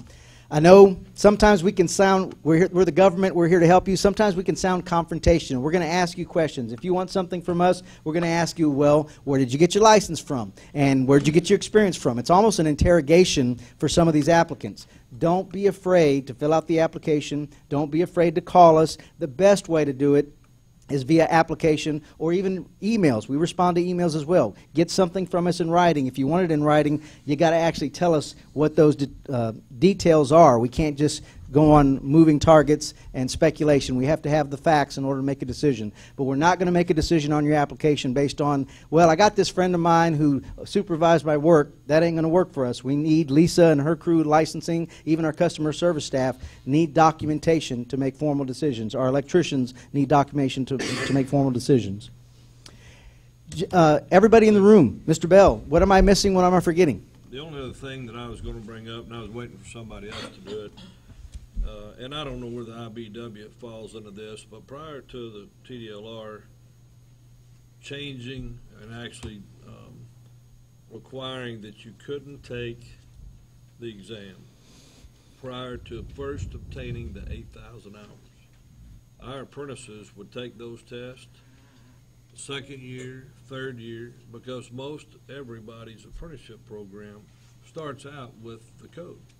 If you're going to get trained to do electrical work, you need to learn the code. Materials first, materials, safety code, and then the installation methods. And so by the time these guys get 4 years into their apprentice program, well, they've been out of studying the code on a twice a week process and taking tests over it. They may have been out of that code actively every week for 2.5 years. And so we used to, they could take the test at any time. You just wouldn't issue the license until they had the 8,000 hours. The department changed that process that you couldn't take the test until you obtained all the documentation, had all the 8,000 hours. Now you can take the test. That's been discussed several times over several years. And so my question is that one of these items that we can put on our list. I'd like to hear both sides of that. There's IAC people here, there's IBW people here, whether or not that makes a difference. I've heard that for years. So if we're going to make a list of things we need to consider, That should be on the list. well, either it does or it doesn't. So I'd just like to hear that discussed. I've been here a few years, you've been here a few years. I know that when we first explored these ideas, there was concern about pass rates and having qualified electricians that had the 8,000 hours or the 12,000 hours take an exam and fail. We weren't surprised because if they're not being supervised or they didn't go through an apprenticeship program, the pass rate is what it is. We're developing an exam to test minimum competency. So at one time, we were concerned about the exam and about having unqualified, those that hadn't had 8,000 hours or 12,000 hours, sit for the exam, fail, and then give everybody the impression that our exam is too difficult. It's too hard. And if you have not been out in the field being supervised, there's a big likelihood that you may not be ready for it. But we should not dictate the conversation. I agree with you. What do we need to, what is the public not telling us? How do we get to the point we need to be at? Is there an opportunity? I know we've had feedback from our National Electrical Reciprocal Alliance group that there may be some concerns about us doing that, but we'll wrestle with that if we need to. They want to see that the 8,000 hours is held to before exams. They have their own criteria for deciding if they want to reciprocate. But we need to make decisions that are best for Texas. So these are the things that I know that we've heard as an agency, that our staff have heard. What are y'all hearing? What input do y'all have? And if y'all have some comments, go up to the microphone or I can bring you one. Thank you, sir. Your name and who you're with. I'm Todd Kirchfull. I represent the Texas Sign Association, but my comments are going to be I represent a number of different licensed type of industries. Testing has become a pretty significant issue, and part of that, across different agencies, the way testing is done. For 25 years, they changed the whole dialogue. It says that you can't be successful if you don't get a 4-year degree. And in the trades industry, that's just not true. And so now we're coming back around and say, hold on just a second. You know, a great path for success is through some of our trade industries, electricians, plumbers, even the cosmetology industry, those types of things. So to your point, Mr. Bell, you kick them out of high school. And I barely have a college degree. But I learned some of my advanced test-taking skills in college. So you take them out of high school, train them for 8,000 hours, then sit them down and expect them to do well on material that they learned 4 years ago on a fairly complex test. You know, you're going to have folks that fail that test that they leave the industry. And I think the statute and regulation, we can't do it the way we've always done it and expect to get the same results with a new type of person, somebody new coming in the industry. I think it needs to be peeled apart and figure out how can you accomplish the regulatory side of making sure that there is a competent, qualified person out there doing the work, but also creating a system that that person can achieve some success in. Because young people today, whether it's true or not, have still heard you're not going to be successful if you don't get a 4-year degree. So don't let their first at-bat be a failure. That's just... So are you for or against the concept of allowing for test early? What, just to make sure I'm clear. I completely support it. I think it would be a kind of a multifaceted approach. One, we use a point system. If you need to do 8 different things, you need to do 10 different things, and you need to add up to 100 points. Let them take that test that's applicable to the material they've just learned immediately. That license is not issued. You know, if you're in the real estate business, you can apply for your broker's license and have 1 year to comply with all the requirements before they actually issue the license. So set it up to where, yes, they take that test when that material is the freshest in their brain, and they have the best opportunity to pass that test, but don't then abandon that knowledge down the road. Because if it's important enough to be on the test, it's probably important enough to carry through the entire training process. And so I'd absolutely support revamping the system to give that new electrician, that apprentice, the best opportunity for success long term. Thank you very much for your comments. Thank you. Does that include, question for you, does that include revamping the apprenticeship so perhaps the code stuff is not just at the beginning, that perhaps at the end, or modifying the, I'm just trying to explore the different ideas. I appreciate the question, and I think that where you guys, as the regulators, are in a unique position is you have the industry sitting here. And I think all industry needs ebb and flow with time. And so I would say if the industry says that the apprentice program needs to be reviewed at all aspects of it, then as the regulator, I would say they know better than anybody, and I would put it under review.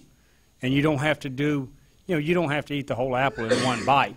Take it, but whether we're talking about electricians, auctioneers, cosmetologists, pest control operators, I think the needs of the industry and the needs of the consumer need to drive the regulation. That's why we have the advisory board. Absolutely. And our commission takes that under account as well. That's where important TDLR to them. is very fortunate to have in each of the different industries that you regulate. You've got industry professionals sitting here giving you feedback on it. So I don't think you guys are lagging for any reason other than I think that just sometimes government moves a little bit slower than the business world or industry does. My comments surround that. Thank you very much for your input.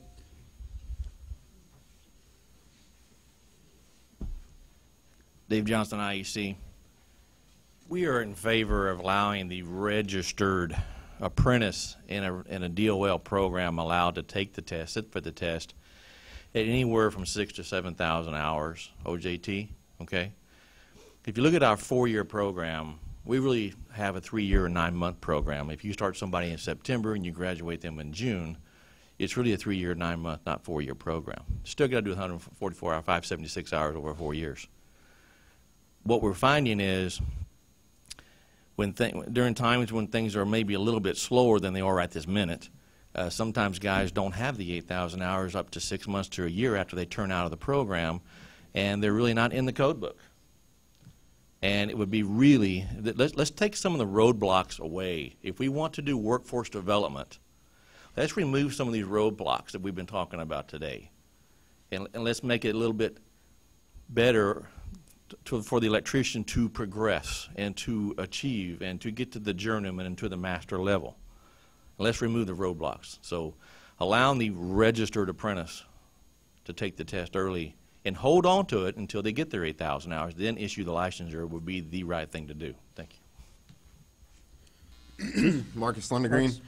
I'll touch a little bit on that. We've actually, in agreement, we've extended our apprenticeship by a year for that same reason.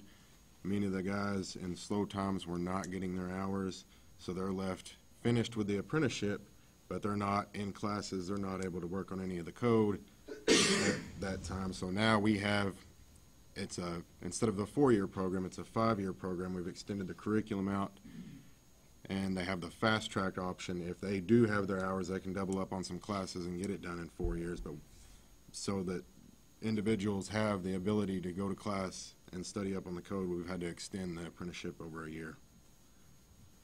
Thank you, Marcus, for your input. Philip? Philip with the IBEW.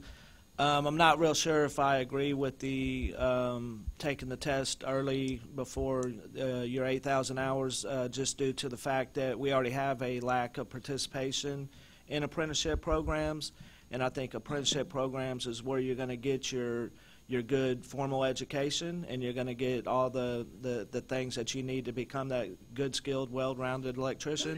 I think that if you're going to allow an individual to take the test early, whether it's, and I understand what you were saying, David, about being in the registered program, because it concerns me that if it's opened up to all apprentices, that you can go down and just take a course for, $250, $500, and they're going to guarantee you that they're going to teach you to pass a test, and that they're out there, and that these individuals will go and pay that money, and they'll just take that test, and they'll do away with, they'll just not even want to go to the apprenticeship programs because they feel that there's a pathway there to streamline their way to getting that journeyman license. And, some people test way better than other people.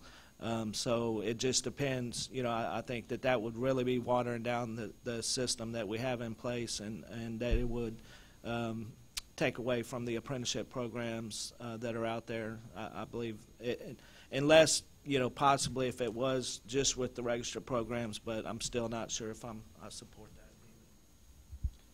David. Yes, Mr. Bell. To his point, what difference does it make? 7,000 hours, 8,000 hours, just taking a test 6 months early. I mean, you're not going to stop somebody taking a $250 class to learn how to take the test, because as was pointed out earlier, what did you say? Maybe 2,000 or 3,000 of those total apprentices are actually in a registered program in the state of Texas. So it's single digits issue here. But here's the point that I think that you need to come out of this, David. The department. A little bit closer to the microphone, please, Mr. Bell. Sure. Just want to make sure everybody hears The this. department changed the game in the middle of the game over the 14-year period. And what you've heard today, and I didn't know this, IBW had when they changed their model to 5 years, you have to take those standards back to the DOL, not TDLR. Yeah. Washington.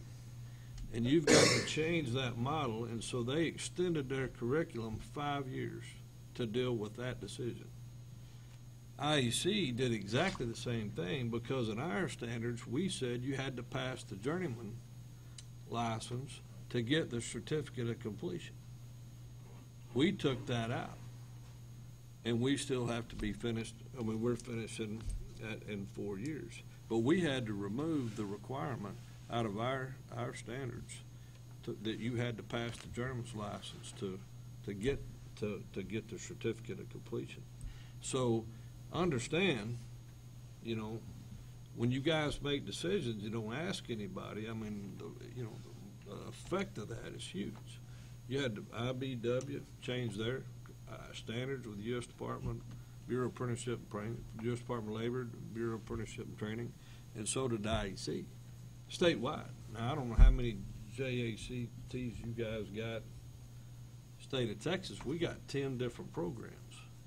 So each one of those were changed, right? Because each one of the chapters has its own program with its own standards that had to go through that process. Now, I can just speak for IEC, that's 10. I'm not sure about ABC, their Wheels of Learning, NCCR. Now, as NCCR, I don't think their program is registered, is it? Well, it can be. It can be? It can be. Okay. But most of them are not, correct? Right. Right. In the So- industrial sector, for sure. Right, so, I mean, I don't think it affected them as much as it did, but if you were in a registered program, you had to change that. So, for us, that, I guess we've got two choices. We can extend ours into 5 years, or make the adjustment. So, anyway, I just wanted to point that out. Fair enough, Mr. Bell. You're right. We didn't have a summit on this before we made these decisions. I do recall us being in advisory board meetings discussing more than once the pass rates, and that's why I took the liberty of bringing up our electrical exam information, because before, we didn't have this information as readily available. Everybody that wants to know what our exam pass-fail rates are, they can go to our website for the most current information and find out by license type what our pass rate. So if we look at the journeyman, there's 1871 passing, 3524 failing. We got this many total, 34.68. I think our pass rate, we've talked about it more than once, beat a dead horse. The pass rate is what it is. But at one point, it was so low, and we were concerned about output, that we were exploring whether or not we wanted to play with the hours, or if we wanted to pursue reciprocity, if we needed to keep our standard.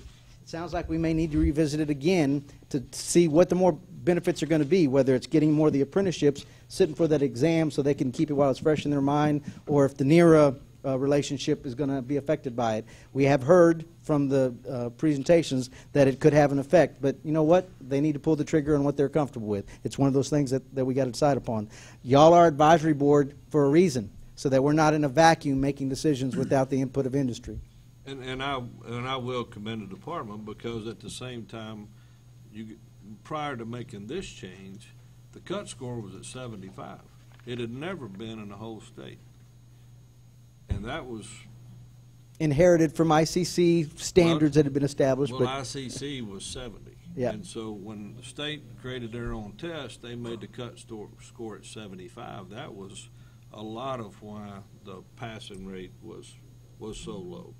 But just be careful to try to fix one thing to make it a little better. You don't end up with the unintended consequences of 20 different programs having to write new standards and then submit it to the U.S. Department of Labor without asking somebody in the future. That's all I'm saying. I hear you. So, but certainly, I just think that's one of the things that we need to talk about. Put on the list. I'll talk it over with the executive. We might even be able to add that question to our poll list so we can get more input if you're open to it. Sure. Mr. Roach?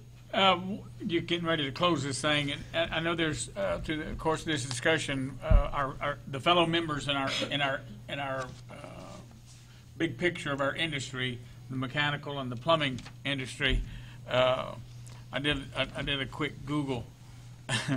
According to tradesmance.com, average age of a plumber, master plumber, is now 58. Oh my gosh.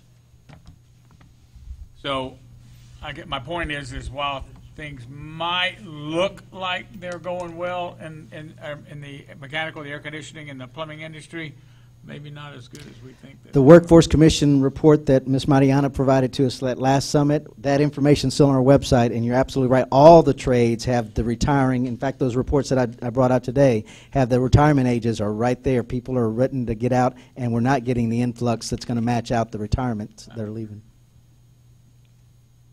Anybody else? All right, I'll turn it back over to Mr. Bell. I'm going to go to item I, and that's review and discuss the path forward for all participants and action items, if any.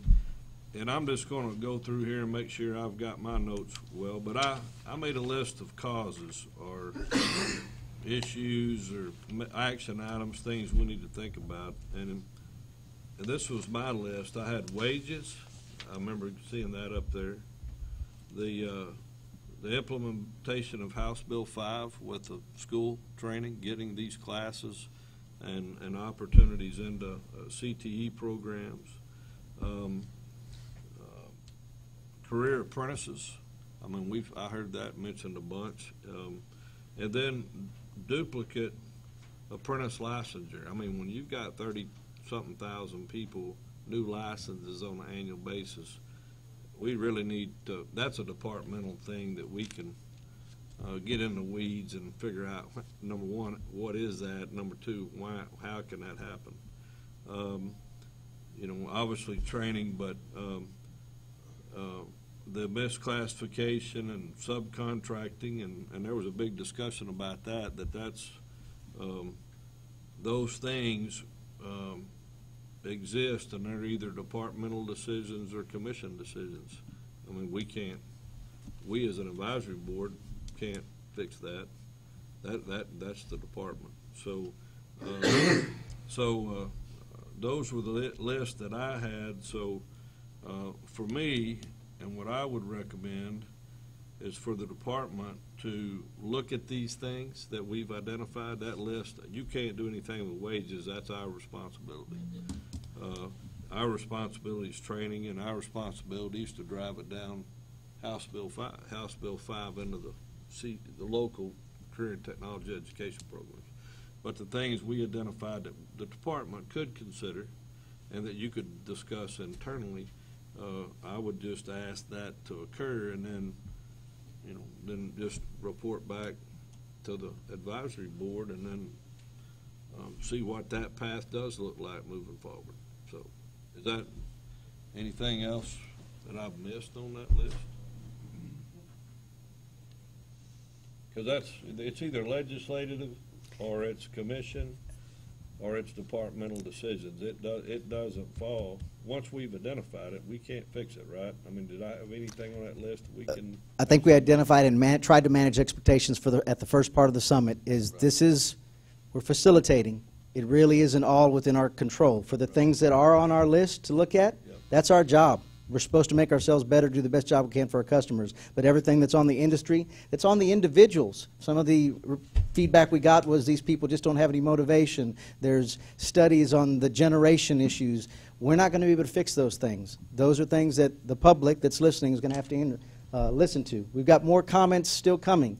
Don't stop sharing. I'm going to keep this live and open. We may even put another question or two up there just so we can have this feedback and share it as part of our strategic planning. But this is how we get better. The advisory board helping us, helping guide our efforts, giving direction to our electricians, who they've got their own perspective because they're out there on the front lines hearing it from each local jurisdiction and each building official as well. So there's lots of different cogs in this wheel. So I just want to make sure that we get in all the input we can. Appreciate the time that y'all took to come out today and participate, and for those at home listening, hopefully y'all get the opportunity to participate in the poll going forward. Yes, Mr. Roach. David Mark Roach, Advisory Board. One quick clarification, if you don't mind, for us simple-minded, us Aggies, we kind of have to have things drawn out. I got the same problem. I don't Right. All right, moving forward, we've had Summit 1, we've had Summit Part 2, the strategic planning. Information in Part 1, Part 2, move forward into strategic planning. Tell everybody one more time who can go to the strategic planning event. Everybody that is ever had business with TDLR, everybody will get an invite for input via our website. There will be invitations sent out to anybody that's signed on to our listserv, and thank you very much for the opportunity to once again plug our website. It's important because there's plenty of people that don't know what's going on just because they don't sign on to the website. But if you go to TDLR website and you go to email updates, you can find out about any of our programs just by giving us your email. We're not going to send you spam. You can decide what you want to hear about. But signing up for this listserver gets you an invitation for input on that strategic planning. And this is what we want to hear about, what we're doing well, what we could do better, what if you were king for a queen for a day, what statute would you change, what rules would you change, what would you change about industry that we have control over. Those are the things we want to hear about. You can give us all the input you want to, but if you want change from this agency, you got to tell us things that we have control over. So this is going to feed into this summit. That information will feed into the strategic plan. There's no reason for it not to. It goes in line. But April and May, I believe, is when we're doing our traveling. El Paso, McAllen, Austin. We'll be all over the state. So it'll be hard to miss if you sign up for our listserver. Yes, Mr. Doug. Doug Jennings, Assistant General Counsel. I've got the dates right in front of me. Thank you. Yeah. Looks like the sessions are going to take place on Monday, April the 9th in Arlington and El Paso, then on Monday the 16th of April in Houston and McAllen, and then on April 23rd here in Austin. Are those dates on our website yet? All Mondays. Yes, they are. Okay. So I just need to get to that part of our website. Are you going to expand that at all at any point, or is that... Those are the face-to-faces. We're going to be doing all input from online from wherever at any time during those dates. But those are the face-to-face opportunities. Okay. So you can be in an audience like this, or you can go to our online system at your leisure in your pajamas and send us your feedback as you feel comfortable. Gotcha. And it's kind of a speak now, forever hold your peace type thing? It's not a speak now because we do this every couple of years. We're trying to prepare for the legislative session a year ahead of time, trying to make sure we've got all our ducks in a row. But again, if it's a legislative change, we don't lobby, but if we get our customers telling us, it would really help out if we had this change, we can present it to our bosses and say, this is what we're hearing from our customers. Perhaps it would be seen favorably if someone were to pursue legislation on a particular matter, whether it's lowering hours or increasing apprenticeship requirements, whatever it may be. So not necessarily speak now or forever. It's speak now or wait 2 more years. Exactly. There you go. At least for statutory changes, anything that we can control over, we're going to have that list. And my understanding from our executive, if we can make those changes quick, they're not a programming issue, they're not a funding issue, it's just a process issue. We can be pretty quick as government goes, and we do try hard here at TDLR to be nimble and make sure we can implement things quickly. So it's not every 2 years for things that we can do here at the agency. Right. And one last point. I can tell you this, worker misclassification is on the radar of the legislators. Correct? It is on the radar. Well, it's Mike Grumian. It's such a broader issue than what we've discussed today that, yeah, it's been on the legislature. It hadn't met. You know, most of the concern is people who are not even classified as subcontractors that are just paid cash and have no workers' comp and, you know, that sort of thing. So, but it's a very huge issue, and so far it hadn't gone very far on the legislature. But yes, it's on the radar. It's on the radar. Right. Gotcha. That's all I have, Mr. Bell. Great. Well, any other action items or issues or things you wanted to tee up? Good job, David. Yep. Thank you, gentlemen. Good job to the department. I just want to commend the department, David, all the subject matter experts that you had prior to in part one. That was some great information for all of us. The department heads that are here, thank y'all for sitting through 6 hours of all this and just trying to data mine and figure out what we can do better for our industry. At the end of the day, that's what we should be about, is the industry and about the individuals, the licensees. So thanks again for everyone's time. It is, moving on to item J, adjournment. It is now 11:44 a.m. We stand adjourned, and we will have our regular board meeting, advisory board meeting at 1:00 p.m. today. So thanks for being here.